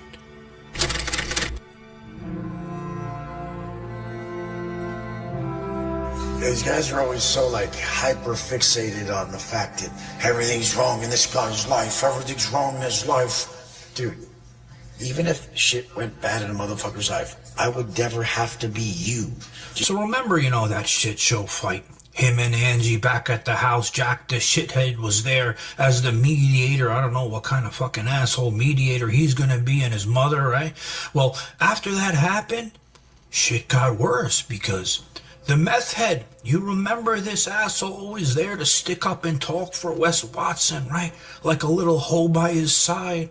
Well, he caught him, right? Because he looked in Angie's phone and saw that they're talking to each other. Let me read you some messages here. All right, so this is a message here from one of Wes's friends about E. He goes, what happened to E? That's the trained by E meth head asshole. He says he's being accused of something he didn't do. What did he do? Bro, he was pillow talking with Angie and shit. And I guess also Gabby. Remember, that's the other ex he had. The Sharmuta, big one. Like siding with Angie about Angie and Wes's beef. Wes ended up seeing the DMs in Angie and Gabby's phone and told that blank ass motherfucking dork to get lost and never come around again. I tried to tell her from the beginning about that little piece of shit. Look, they even used my words. I almost beat the fuck out of him. The pussy wouldn't even get out of the car. And then the friend goes, what the fuck? Who the hell talks to his homie's girl in the low like that? Complete snake shit. Yeah, he's lucky he didn't catch a beatdown to him like that 7-foot black guy. What the fuck is he gonna do now? Wes is his whole life. So then, when Wes saw all these messages in her phone, you know what he did? He flipped his shit out, like we know he does, right? And he threw her outside in the back patio with her kids and locked her up, and she even posted it on her Instagram. Kids are the #1 priority. I don't care about material things. I care about nurturing and taking care of my kids. And if somebody gets in the way of that, you gotta go. I don't need somebody to come step in and do what Wes has done. because even though there are nice things that were done, there's also things, you're right, there are things that have been done where are not forgivable. They're just not okay. You could work with someone, but if they're not willing to put kids first, then if you can't come correct in all ways, you gotta go. So after that, she ended up leaving. But that's not the only shit that was going down, because Wes fell back in his old ways and his old vices, right? So imagine adding that to the conversation, as we saw. Remember when we were watching that video, we said, these cameras are on. Imagine what happens between... I can't really do that at my age anymore to... anyone at our age that are still doing these type of club things, they're just dorks, Here's the thing, folks. People wonder why I don't go to the club that much. Here's what would happen if I went to the club. There's 20-year-olds around. Here I am pushing 50, literally. I'm going to basically look like that, what's the name of that old guy? Herbert on Family Guy? I'd be up there. People would think I'm up there snatching up twinks and stuff like that. No. I'd rather them come naturally to me when I'm walking around town showing off my big guns there and stuff like that, If I'm in a club, I'm going to pretty much look like some sort of predator or something, just trying to snatch little twink boys off left and right and stuff like that, I'm too old to go to clubs like that. It's just that's a young folk. That's a young people stuff. I can't believe I'm saying that, but that's young folk stuff. These two assholes when the cameras aren't on, and now there's substances involved. And I first started noticing, on his stories on Instagram, he starts slurring his words like an asshole. And we all know when you see somebody fucked up, they're fucked up. And he couldn't even speak straight. And he started saying all this stupid shit in his car. This guy behind us thought that we were really going to back into him. Like as if someone pulls in front of your shit bucket and they're in a Phantom and they're going to back into the front of you. You honk it, oh, don't back into me. Dude, you're in a shit bucket. We're in a Man Street Phantom, you fucking moron, okay? Oh my God. I tell Alfonso all the time, shoot him, just shoot him. Just come here, shoot him. And he's like, I can't shoot them for that. What do you think about that? Well, you guys, I'm going to tag Alfonso, but ladies and everybody, if you're a baller, you might be able to afford him. And he's the best in the world. But ladies, don't harass him. Then after that same car ride, who knows what this asshole was taking, right? He starts moving his hands back and forth, making signs like an asshole. But look at his face. Look deep in those eyes.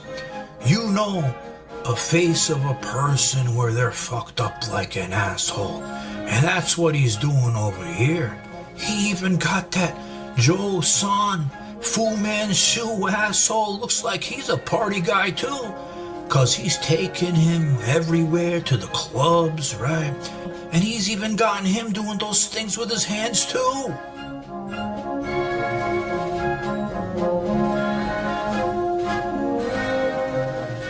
I have no clue what I guess they're gang symbols or prison symbols, but it just looks stupid.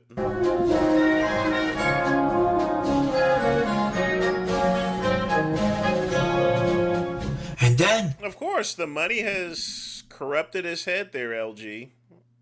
The image, he's tried to portray this type of image that he just can't keep up with. Nobody is buying his courses at this point in time. They just can't be. He's rapidly going broke. He takes the Fu Manchu and his other crew, right, to the strip club. Long story short, I guess Wes went to like a strip club or something, and they're like, "Are you okay?" Of course I'm okay. There's two types of people. When your back's against the wall, are you gonna go to vices, or are you gonna put the work in and do what you gotta do? I'm attracted to people who, when life is tough, they do the right thing, even when it... Oh, give me a break with that. You're attracted to money. You're attracted to money. That's... come on now. Don't try to Don't try to fool anyone. You can't fool someone like the grape one. And it's hard, right? That's what I loved about him. But that's not who he became. So the attraction, the love was there. I have love for him as a person, but the attraction faded away because the things that I admired in him were not there. So the version of who he is not in alignment with who I am. So now he's been up to this new lifestyle or old lifestyle, whichever way you want to look at it now, so often that he has his bitch ass chauffeur staying in his house at night. I don't even want to know the other shit that they're doing together. And it's funny because he sits there making stories saying, you know what?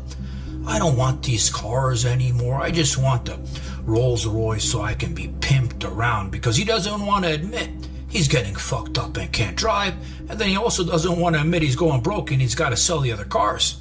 You're like 35-year-old, 13-year-old fat lame fucks that are dressed by their mama in like Nordstrom's. You got like blue khakis on with like a button-up shirt with like stripes on it. You're sitting there all dorked with your fucking dork-ass family. This is how we roll. And you guys think I don't have a Bugatti still. I just don't fucking drive. I just don't fucking care. I'd rather get driven. I'll probably just get like 3 Phantoms and just get driven. I don't give a fuck. Now, as I've said many times before, He really is strung out. the last thing I would want to see in life is a man to fail or prey on his downfall. When you go through things in life, when you make mistakes in life, it's supposed to make you a stronger, better man. This man went to prison. He comes out. He becomes very successful. And instead of learning from the mistakes from his past, he let his weaknesses cause even a bigger downfall. He let his insecurities ruin his whole life. From the incident with the 7-foot monster to what we're seeing now, him going back to his old vices and his old ways, shows that this man didn't learn from his past. He didn't learn from his mistakes because he can't deal with the things that are going on in his life. And in the end, it's a sad story of a man who's so weak inside and is the exact opposite of the man he portrays himself to be, the man he tries to teach other men to be. And in the end, you start to wonder, is he gonna finally learn from these mistakes? Because sometimes you don't get another chance to fix them. Do you want to know what I don't get? It's 4 a.m. I'm being messed with and provoked, and I'm on the verge of crashing out. I've been like this for the last 2 months now, it feels like. And I meet up with Wes, and then 2 hours later he calls my friend with some girl in the car talking inappropriate. And then my friend doesn't tell me till the next day, and I lost it, crashed out. And I put where the ninja's at because I knew he'd get mad. And I even told him I'm going to go find the next chocolate man, and I'm going to this and that, because I knew that was going to make him mad. Now his feelings are hurt today. And I was like, well, why are you going to provoke me and do some stupid things and then feel bad later? That's weird. This is the other thing, Did she say she wanted some mandingo? Okay. too.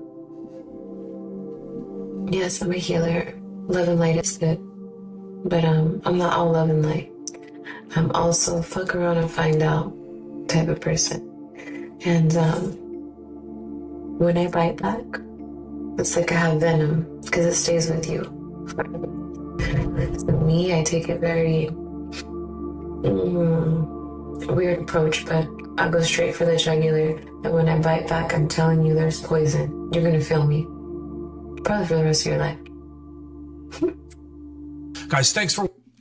I mean, she could say that all she wants, but it's women like that that end up getting stabbed up and dumped in a garbage can,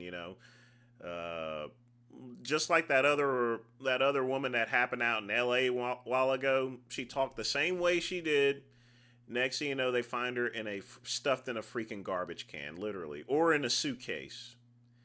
Yeah. I hope that she just needs to get away from that whole situation there. Literally. Or otherwise, she's going to be stuffed in a garbage can. I'll be right back, folks. Here, got to take a piss.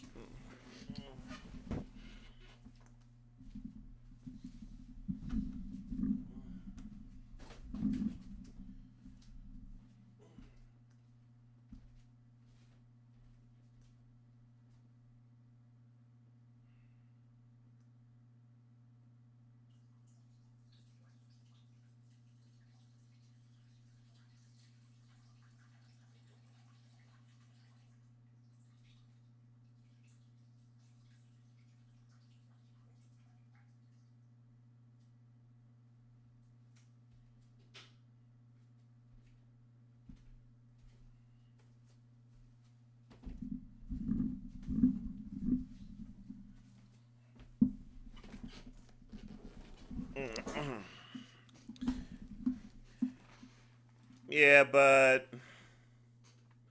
that's just it. I know Wes is slightly a little bit younger than I am and everything, but he's right around my same age and everything.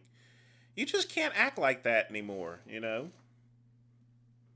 And people my age that does things like that, they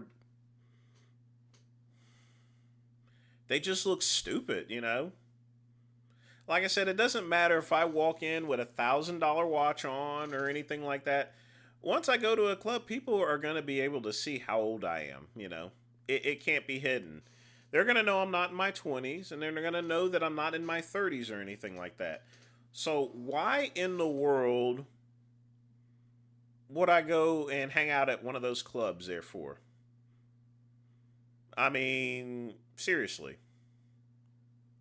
You know, whenever I was in my 20s, I can eat 2 whole pizzas, train in a gym, and still have a nice six-pack and everything like that, you know. Can't do that anymore. You gotta grow up sometimes.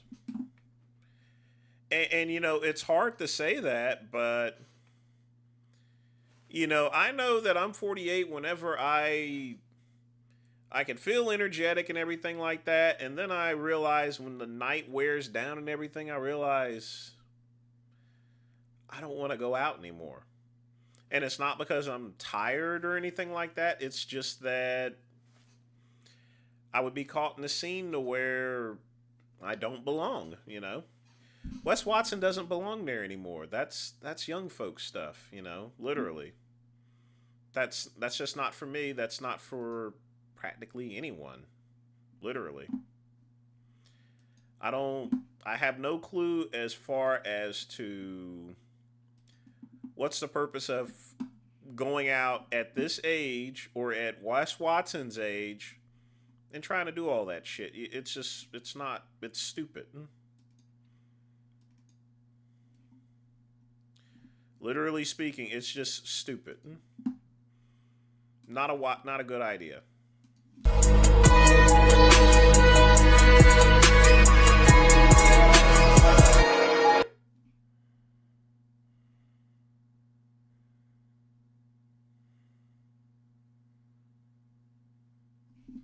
Well, he is detransitioning. Into what? I have no clue.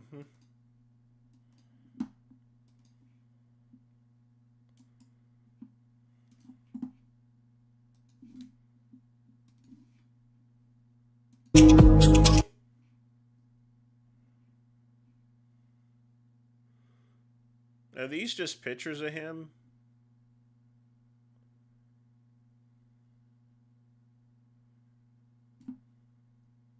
They're just pictures of him. There's no...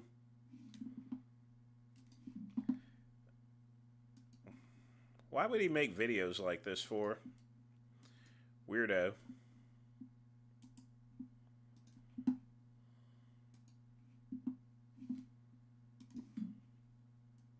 Skin fade, but maybe like a 1.5-ish. It looks pretty easy to maintain, and yeah, I like the non part maybe. Right. But I've had a part forever, even when I did have hair, so. It's gonna be weird. It'll be weird, but good.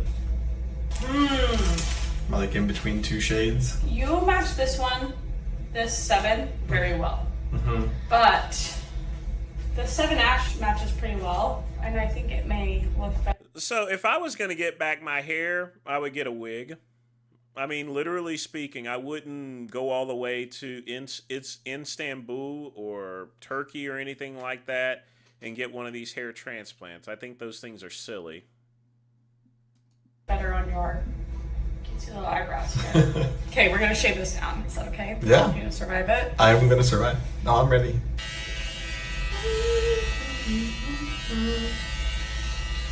Do you have any other questions for me? So 24 hours for it to cure. Wait till tomorrow about this time to shower. Is that right? Yes, you can shower every day, but except for the first 24 hours, so not today. Okay. And then you can condition every day. I don't want you to shampoo every day. I think I like it right there. Yeah, that looks pretty good. So I don't drive my car very often anyways. I hate driving, hate it. Yeah. I'll avoid driving it any time that I can. So you staying outside of doing hair? Like at my house? No, like bars or anything else like that? Oh, I do like to go to karaoke. My whole family, I grew up Mormon. We all like we all sing. Mhm. Yeah, we all go to karaoke for birthdays, and it's so fun. Oh, that's cool. And then honestly, I hadn't even been here when I decided to move here. I just felt like I wanted to move out and be somewhere, try somewhere new. I was just thinking about where I wanted to be at. You know, young people, and I was like, I think San Diego will be good. And everybody has such nice things to say about San Diego, and it really is so beautiful here. Yeah.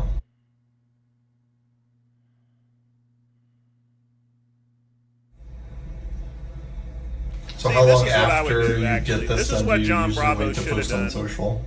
Well, I don't wait. It's just that we only post every other day or every third day. Mhm. So then sometimes if I record, I'm like a certain amount of videos behind, which I actually don't know. I was actually just wondering that how behind I am. I'm actually not sure about it. Okay. I think I'm gonna ask my social media guy. So you'll have 3 instructions today, Mhm. and that will be to reread the file, and in the file it tells you what's normal and what's not normal. Yeah. Okay, ready? Mhm. Oh, you look so perfect. Hello. Do you? See, this is a lot better to do. If I wanted to have hair back, this is exactly what I would do. Literally. Why not? Why would I go? I mean, and this is a lot less expensive. This is probably about, I don't know how much the wig is, but to have that procedure, a couple $100. It's not a problem. Remember my dreams? Yeah. Yes, I lucid dream.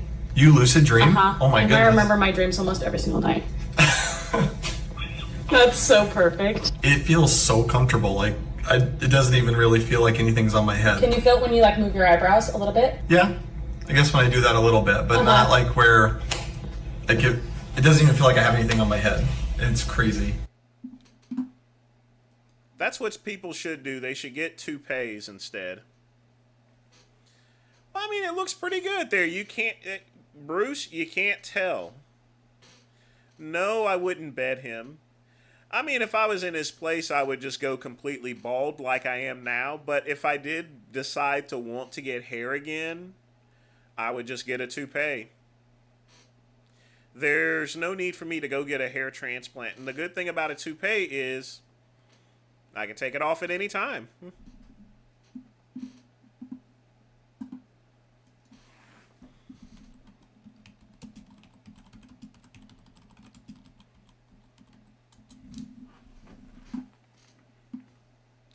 And black folks, they can get it too. So let's find a Negro that's getting black hair.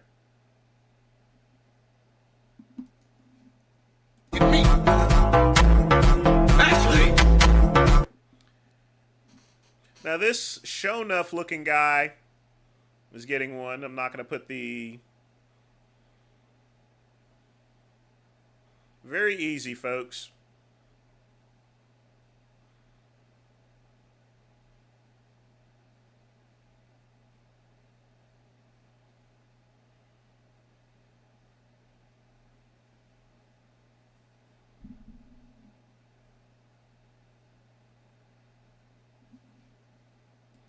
Let me show a better one.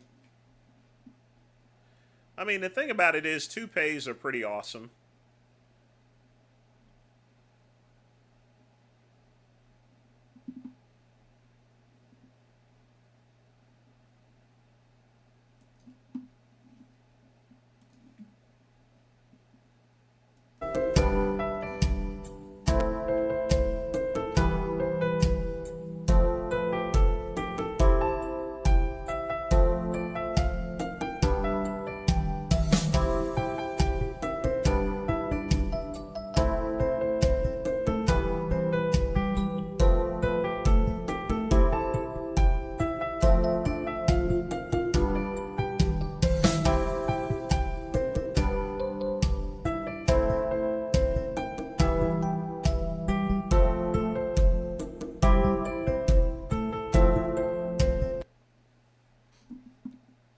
Why not do something like that? I am not going to Turkey for a hair transplant. It's just makes no sense.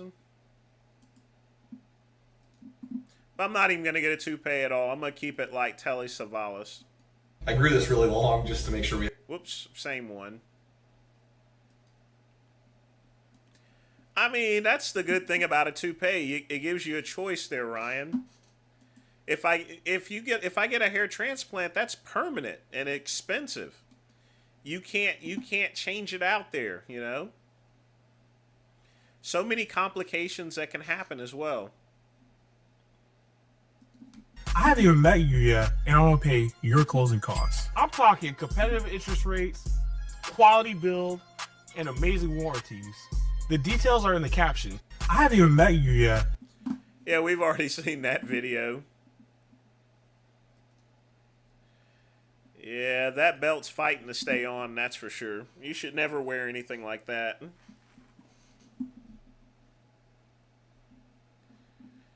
I do not need toupee serum. I mean, I can, you know, I don't even want to take minoxidil. I would just get a toupee.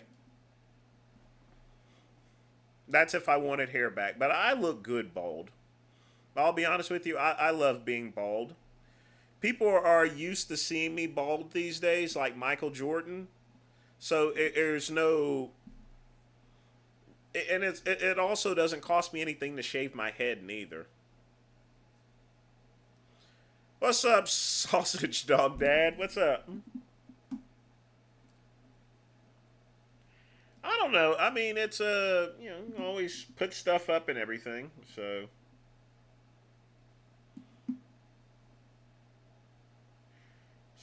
let's check out. There was one more I wanted to get to. A little bit of fashion advice, folks. I can't play any more cop videos, otherwise, I don't even know why I got a community strike for the police videos or so forth. I guess they're just getting tired of it. I mean, it's just ridiculous.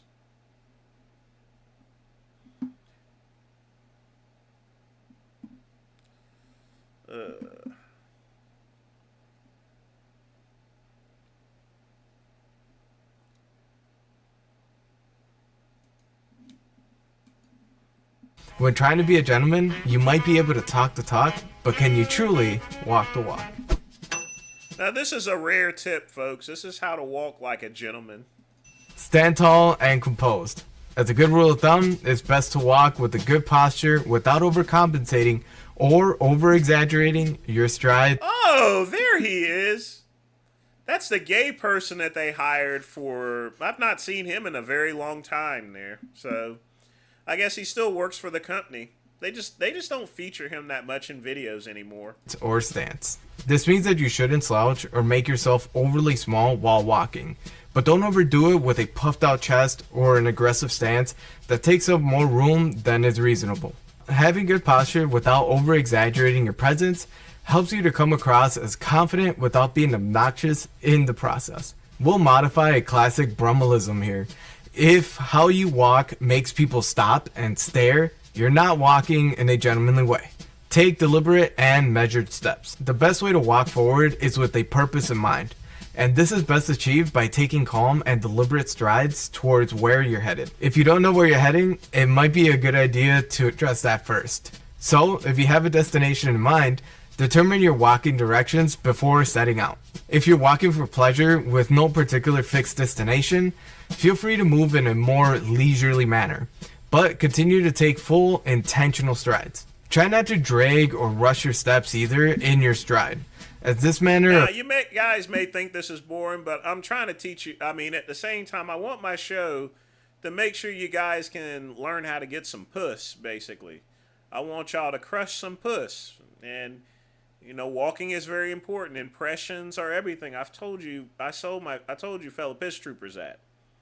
Of stepping does not appear elegant and makes you appear uncoordinated. Plus, it'll save you from having to use edge dressing frequently on your dress shoes as an extra incentive. If you aren't sure where you're going or got lost, and it's causing you to slow down in the process, it's better to step aside if in a crowded area so you aren't blocking the flow of traffic. Usually the biggest faux pas that you can commit while walking is being inconsiderate of others while moving in a more populated area, inconveniencing everyone else in the process. So avoid stopping short or stopping abruptly, as you'll interrupt the flow of traffic. And don't make sudden or unexpected movements or turns that could cause you to suddenly step in front of someone or even bump into them. Being mindful also applies to when you're trying to be helpful or polite. If you want to give way to other pedestrians, do so in an efficient manner. When it's crowded, don't make a production of stepping aside and waving someone forward. When giving way to one person, you might end up in someone else's way.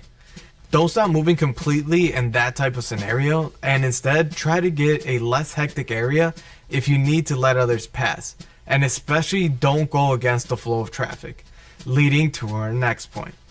Be mindful of local conventions. Often the most common way to be ungentlemanly while walking is by disregarding etiquette guidelines in public walkways, causing you to be an annoyance to passerbys. This might mean blocking off the fast lane while on an escalator. Now, in Japan, folks, if someone is in a rush, everyone generally moves right to the side to allow them to run up, though. You know, the escalator or run down. That's one thing I like about Japan. It's a very polite society to where they'll do that. You won't find that in America, that's for sure. You won't find that here in the U.S. Making it so others can't pass you with luggage or any other implicit rules that, while not stated, are generally followed by polite people while walking. These sorts of rules are far less applicable when taking a leisurely stroll in a quiet park or other areas with little to no foot traffic, but could be crucial in bigger metros and hubs for transportation. It's also worth noting that the correct rules can change based on where you are. For example, in the US, it's often the right side that's the slower lane, while in Japan, it's often the left side. If you are ever unsure of what you should be doing, you could just mirror what everyone else is doing around you. Also, be mindful of designated spaces.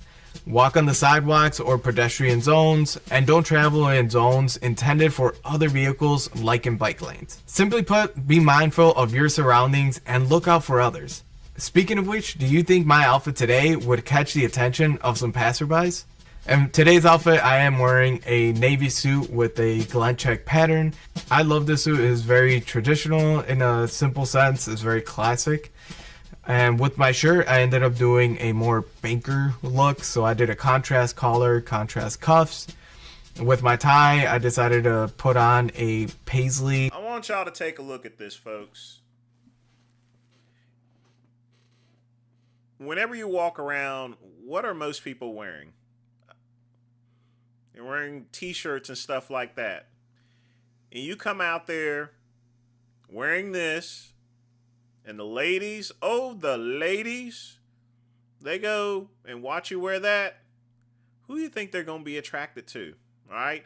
I'm not saying you got to go and put on a suit coat or anything like that, but even the shirt and tie and the watch, it makes all the difference. You're going to get some puss. All right? Tie, it is also navy. It has some red around the paisleys. I feel like this just kind of brings the look together, also adds a little bit of color to the already navy that I have on the suit. With my shoes, I did a pair of dark brown Oxford cap toe shoes. For my pocket square, I decided to wear this white pocket square. It does have a green edge to it. I feel like that just kind of complements the blue in the suit and all the rest of the blue that I have going on. Keep hands neutral. It is completely normal to have your arms lightly swing when at your sides while walking forward. And while some people might prefer more deliberate movements with their arms, the key is to avoid any extreme movements so it's not being done excessively or aggressively. It's also good to avoid making clenched fists or keeping your hands in your pant pockets the entire time while you're walking, as it could potentially come across as threatening. While in the military, it was a huge faux pas to have your hands in your pockets, and one of the biggest reasons was because if you had to trip and fall, you could still catch yourself with your arms, as opposed to having them in your pockets, you would just fall flat on your face. Keep your hands out your pockets. With the exception of being when you keep your hands in your overcoat pockets during the cold months for warmth, as this can be both a practical and nonchalantly stylish way to walk. Make an appropriate amount of eye contact.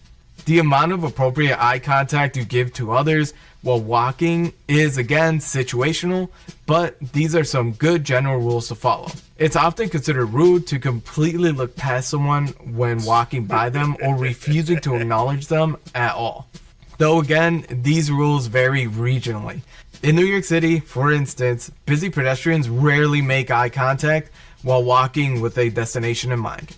If you're in a calm and more relaxed setting, it's normal to nod and smile to passerbys, even if you're not trying to start a conversation. Generally speaking, this convention is associated with rural regions, small towns.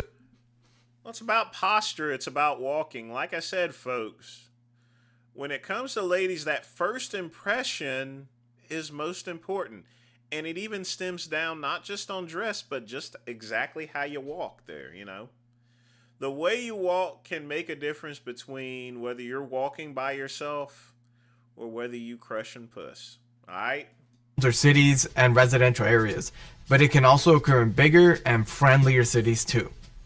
Although it will be far less acceptable in busier or heavily populated areas like airports or metros where people have somewhere to be. However, it's also very possible to make too much eye contact, and excessive staring can come across as hostile. So don't make it overly deliberate.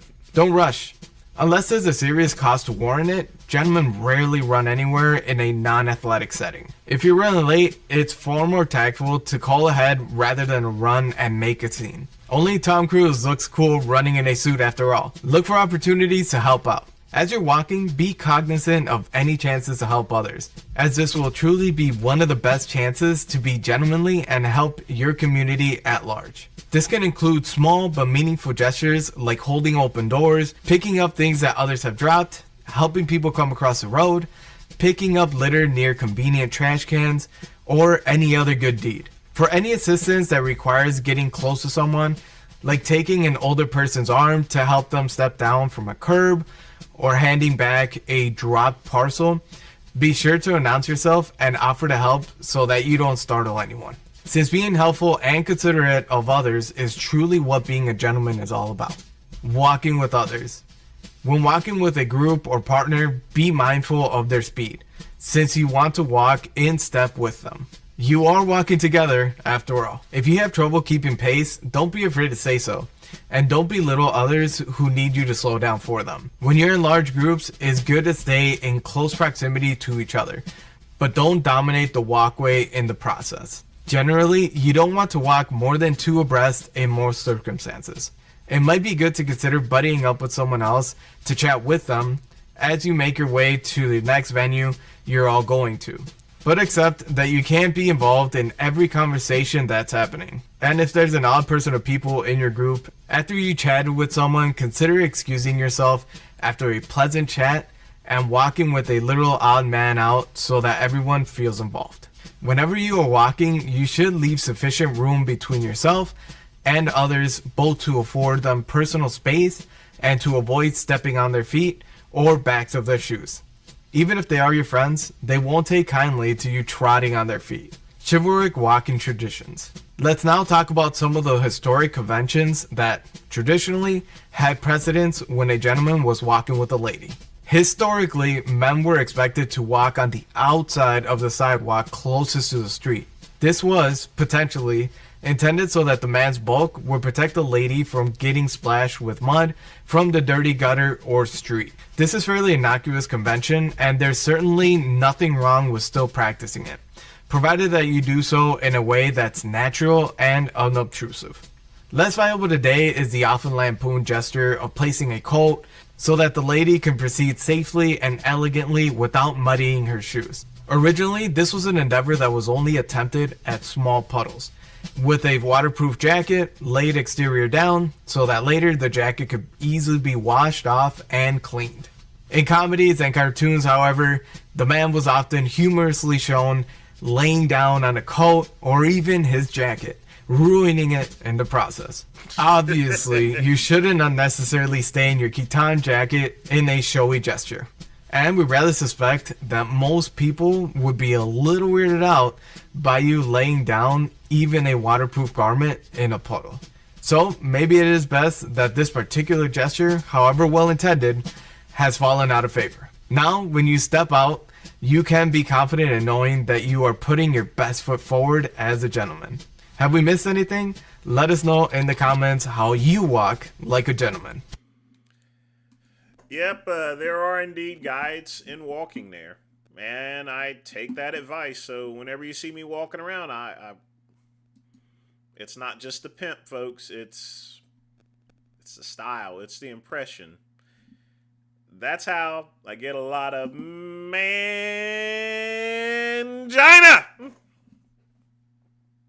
That first impression, folks. That's why I don't worry about getting some butthole or anything. That's why I don't worry about getting mangina, because I have developed those skills. They come naturally to me. I don't have to even so much as think about it there, you know? Know what I mean? Once you get this stuff down, you got it. You just got it. Period. All right, I may play just one more video. Something I hadn't done in a while. So, yeah. One more and then we're done.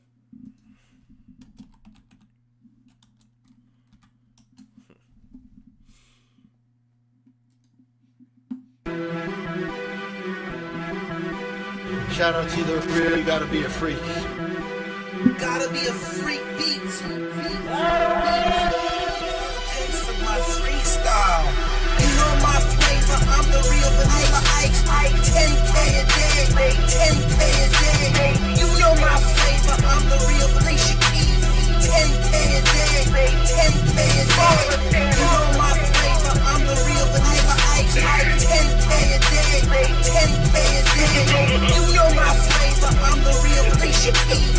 10K a day, 10K a day. Fuck everybody, college don't mean shit. You know I'm broke, world star, hip hop don't mean shit. God shit, nobody stopping me, I'm untouchable. This interest rate don't mean shit, Eminem don't mean shit. God shit, world star rap, iced out real. You know you can't touch me, you can't touch, not touch. I'm the real jammer, I'm the real chicken knife, I'm the real chicken knife, I'm the real chicken baby, I'm the real Rob Bailey, Rob baby. Mustang out the shop, Mustang out the shop. I got all the ice cream, I got the fly in the coat. I got all the ice cream, I got the pikes in the cream. You know my flavor, I'm the real vanilla ice. 10K a day, 10K a day. You know my flavor, I'm the real Felicia Keys. 10K a day, 10K a day.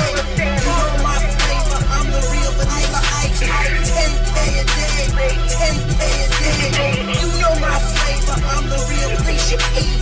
10K a day, 10K a day. You can't stop me, you can't stop me. 10, 10, 10. You can't stop me, you can't stop Mariah Carey. Mariah Carey. Can't stop Mariah Carey. Mariah Carey. You can't touch, I'm a touch. You know my flavor, you know my flavor, you know my flavor. What's my flavor? My flavor's fucking ice cream, bitch. Fuck disability, fuck ice cream. I'm the man, you really can't do it. I'm the man, East Coast, West Coast, from Los Angeles. I'm the man, Taylor Swift don't got shit on me. Shit on me, Lil Wayne don't got shit on me. Shit on me. You know my flavor, I'm the real vanilla ice. 10K a day, 10K a day. You know my flavor, I'm the real Felicia Keys. 10K a day, 10K a day. I'm the real vanilla ice. 10K a day, 10K a day. Real trap shit. I'm the real Felicia Keys. 10K a day, 10K a day. Shout out to the real, you gotta be a freak. All right, everybody. I think that's all the videos for the day. So we got 18 minutes left, so get your questions in. Let's get a little bit of the Lazy Porch Swing Blues in, baby.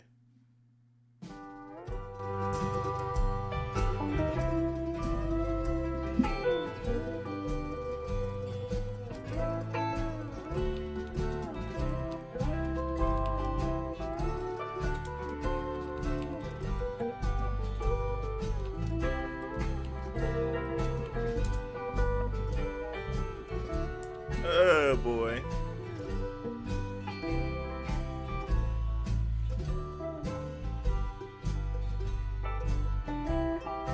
Give me your cart check. Most of the time I have food delivered, but I'm actually going to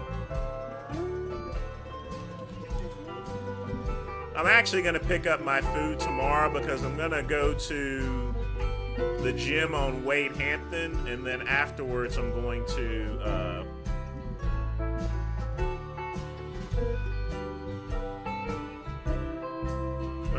there's the Planet Fitness is across the street from a Walmart family marketplace or so. So there's no need to have anything delivered. Plus, you know, I can actually go to the gym earlier because I also want to wash the car too. So.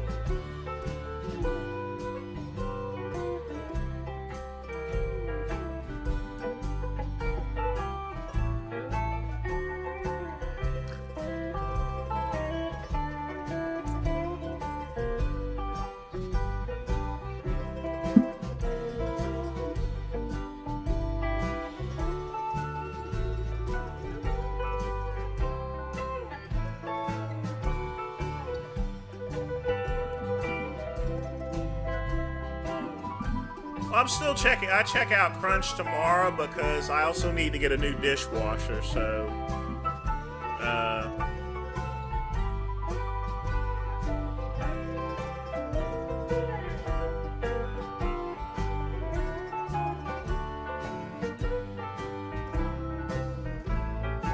when I go get I've been putting off getting a new dishwasher for quite some time because I've been fine washing dishes, but it's time for me to do that.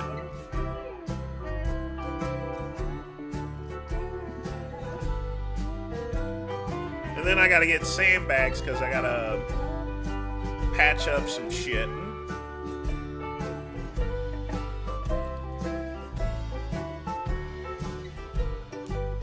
Oh boy. Chuck E. Cheese, what's up, man? How you been?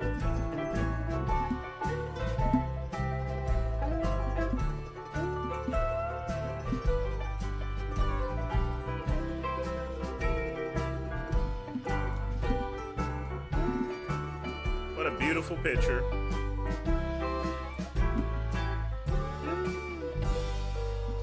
Yeah, a lot of people are, I mean, you're going to have to expect more of this. Simply because, like I said, people have strong feelings about Charlie Kirk. Love, hate, and stuff like that.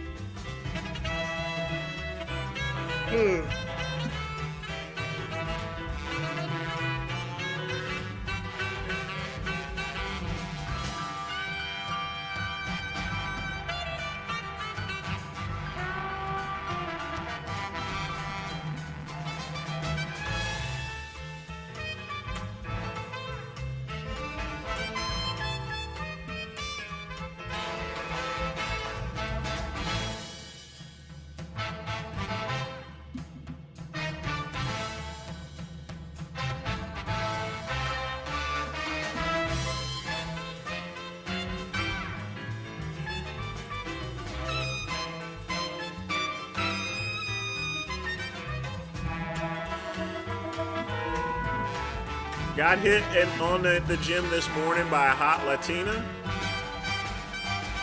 Well, Ryan, you ought to get into her hamstrings. Next hurricane? Yeah, you better buckle down.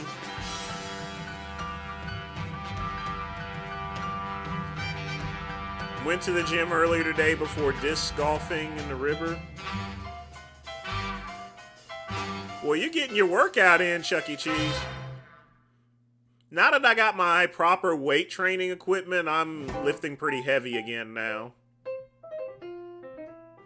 So I'm actually feeling pretty good.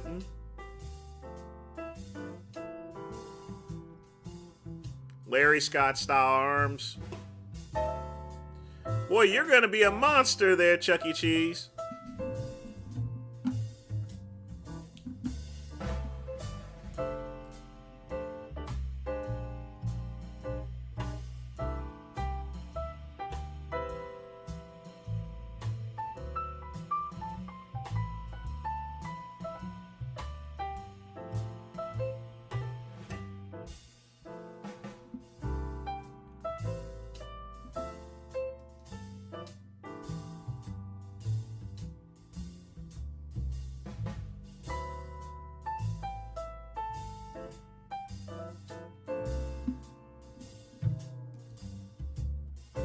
When's the last time I beat off?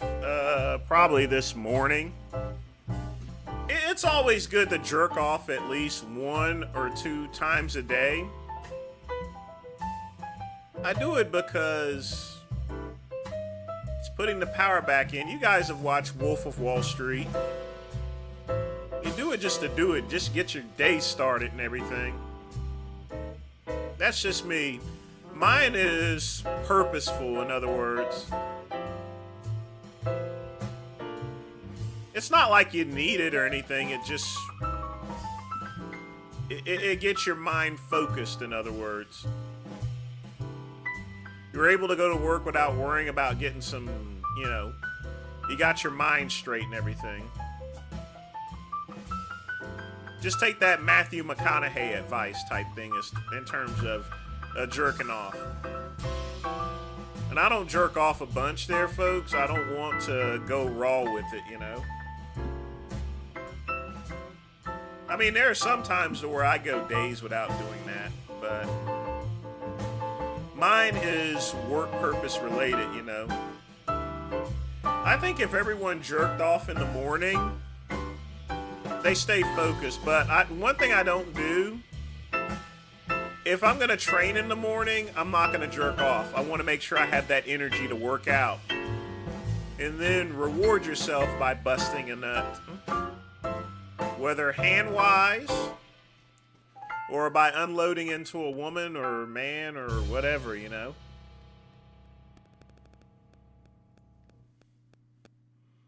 Hopefully in a condom, folks. But you get my point.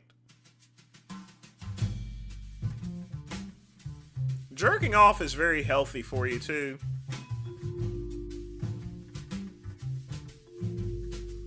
You know, it also increases testosterone as well, if you jerk off.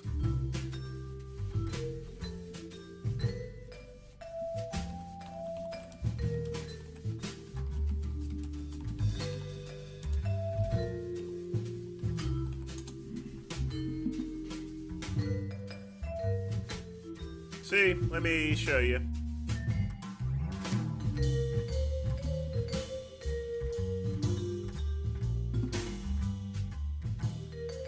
See, according to Google AI, masturbation causes a small temporary spike in testosterone levels that quickly returns back to normal. So it does give you a little bit of testosterone. Just a nice good spike of it. But most importantly, it helps with stress. People that don't jerk off have a lot more stress than people that do jerk off. Non-negotiable, period.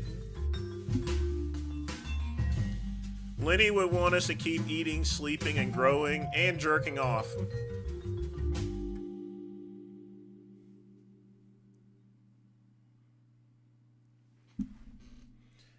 I am not trying to get any bigger or anything. I'm just getting healthier. That's my main goal. Just get healthier. Because at my age, I can't be trying to go get big anymore. I mean, I'm training much heavier now because I now have the proper workout gear and everything, but at the same time, you know, there's no need for me to be like 300 pounds or 250 or so forth. I'm too old for that. Can we talk how terrible Cuban streams are before? I think we talked about that earlier, Ski Master. They're getting pretty bad. But it's to be expected. He's freaking out for whatever reason. He's got things going on outside that we don't know about. He's got a lot of personal issues. You don't act like that unless you got some serious personal issues.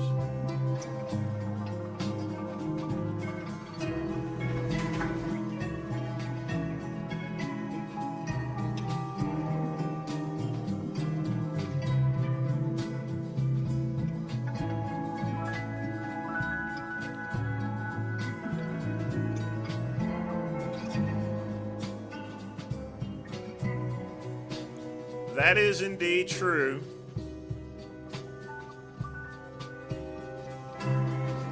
But, I mean, what can you do, really?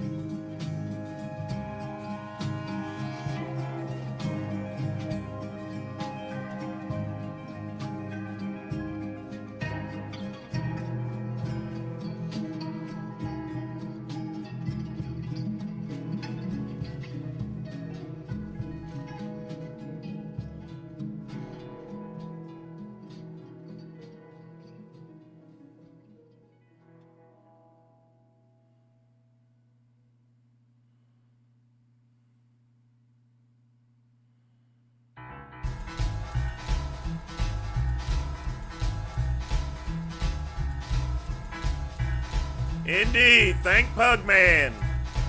Thank everyone that has contributed to the channel and that's keeping this boat alive, keeping the ship sailing. Indeed. But folks, in the comments below, tell me what you guys are doing this weekend.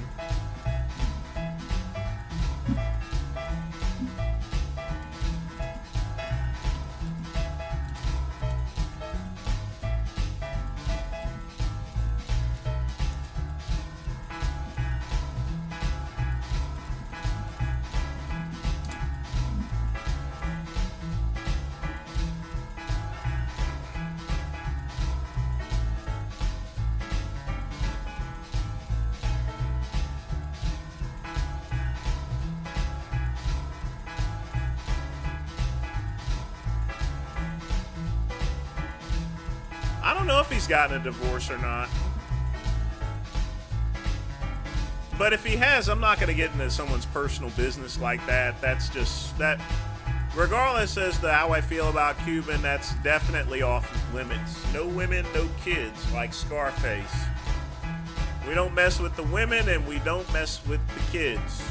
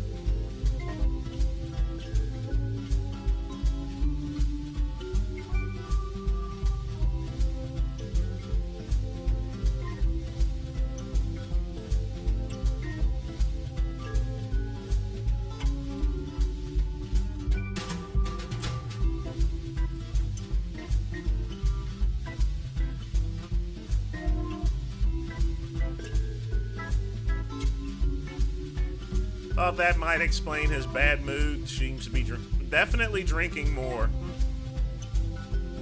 No doubt about it. He's definitely drinking more.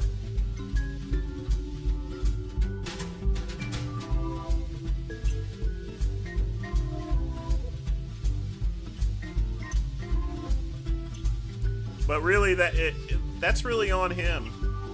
It really is.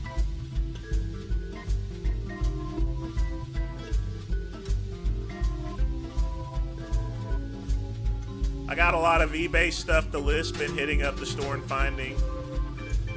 That sounds like a game plan. I've not been to the flea market in a while. I may drop by there. I mean, I'm going to set up a little Medcare Saver booth there. Oh, I almost forgot, folks. I got rid of the Medcare Saver symbol there, and now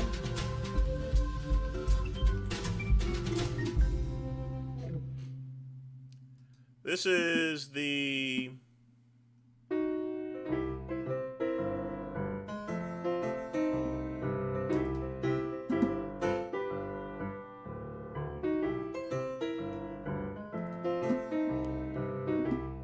this here is the new Medcare Saver thing. Hold on, let me move this out of the way. This here is the new logo for this. And I got rid of the website. It just immediately goes to right where it needs to go.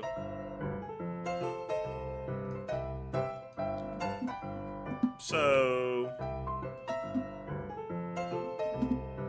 whenever I click on it, it goes right here, folks. So I've just made just a direct link to it. So eventually I'm going to take it and I'm going to hook it up with Centra AI. And then I'll have that in. So I'm going to replace it with this, and then Centra AI is going to create a new banner for this here.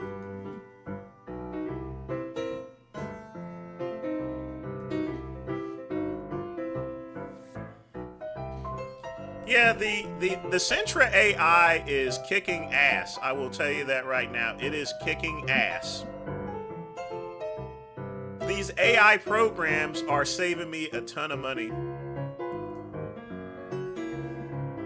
Flea markets are still pretty good. I used to get a lot of fitness stuff, but I don't need anything I need to clear out a lot of my stuff too. And I'll probably do that tomorrow. Just put everything in a box and donate it, minimize my clothing. Just trim down on stuff that I just don't use that's just been sitting around. Should go to a good place. I don't think the internet's ruined flea markets. Flea markets are even more popular now with the tariffs and everything. A lot of stolen merchandise, but what can you do about that?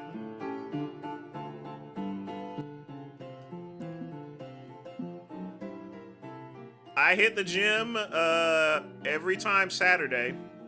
I hit the gym and then I'll hit a tan, and then we start Soul Pose Saturday. But folks, that is the end of the show. I want to thank None for donating. I want to thank everybody for joining me. Tune in tomorrow for Soul Pose Saturday. And I'm out, folks, and as always, peace and soul.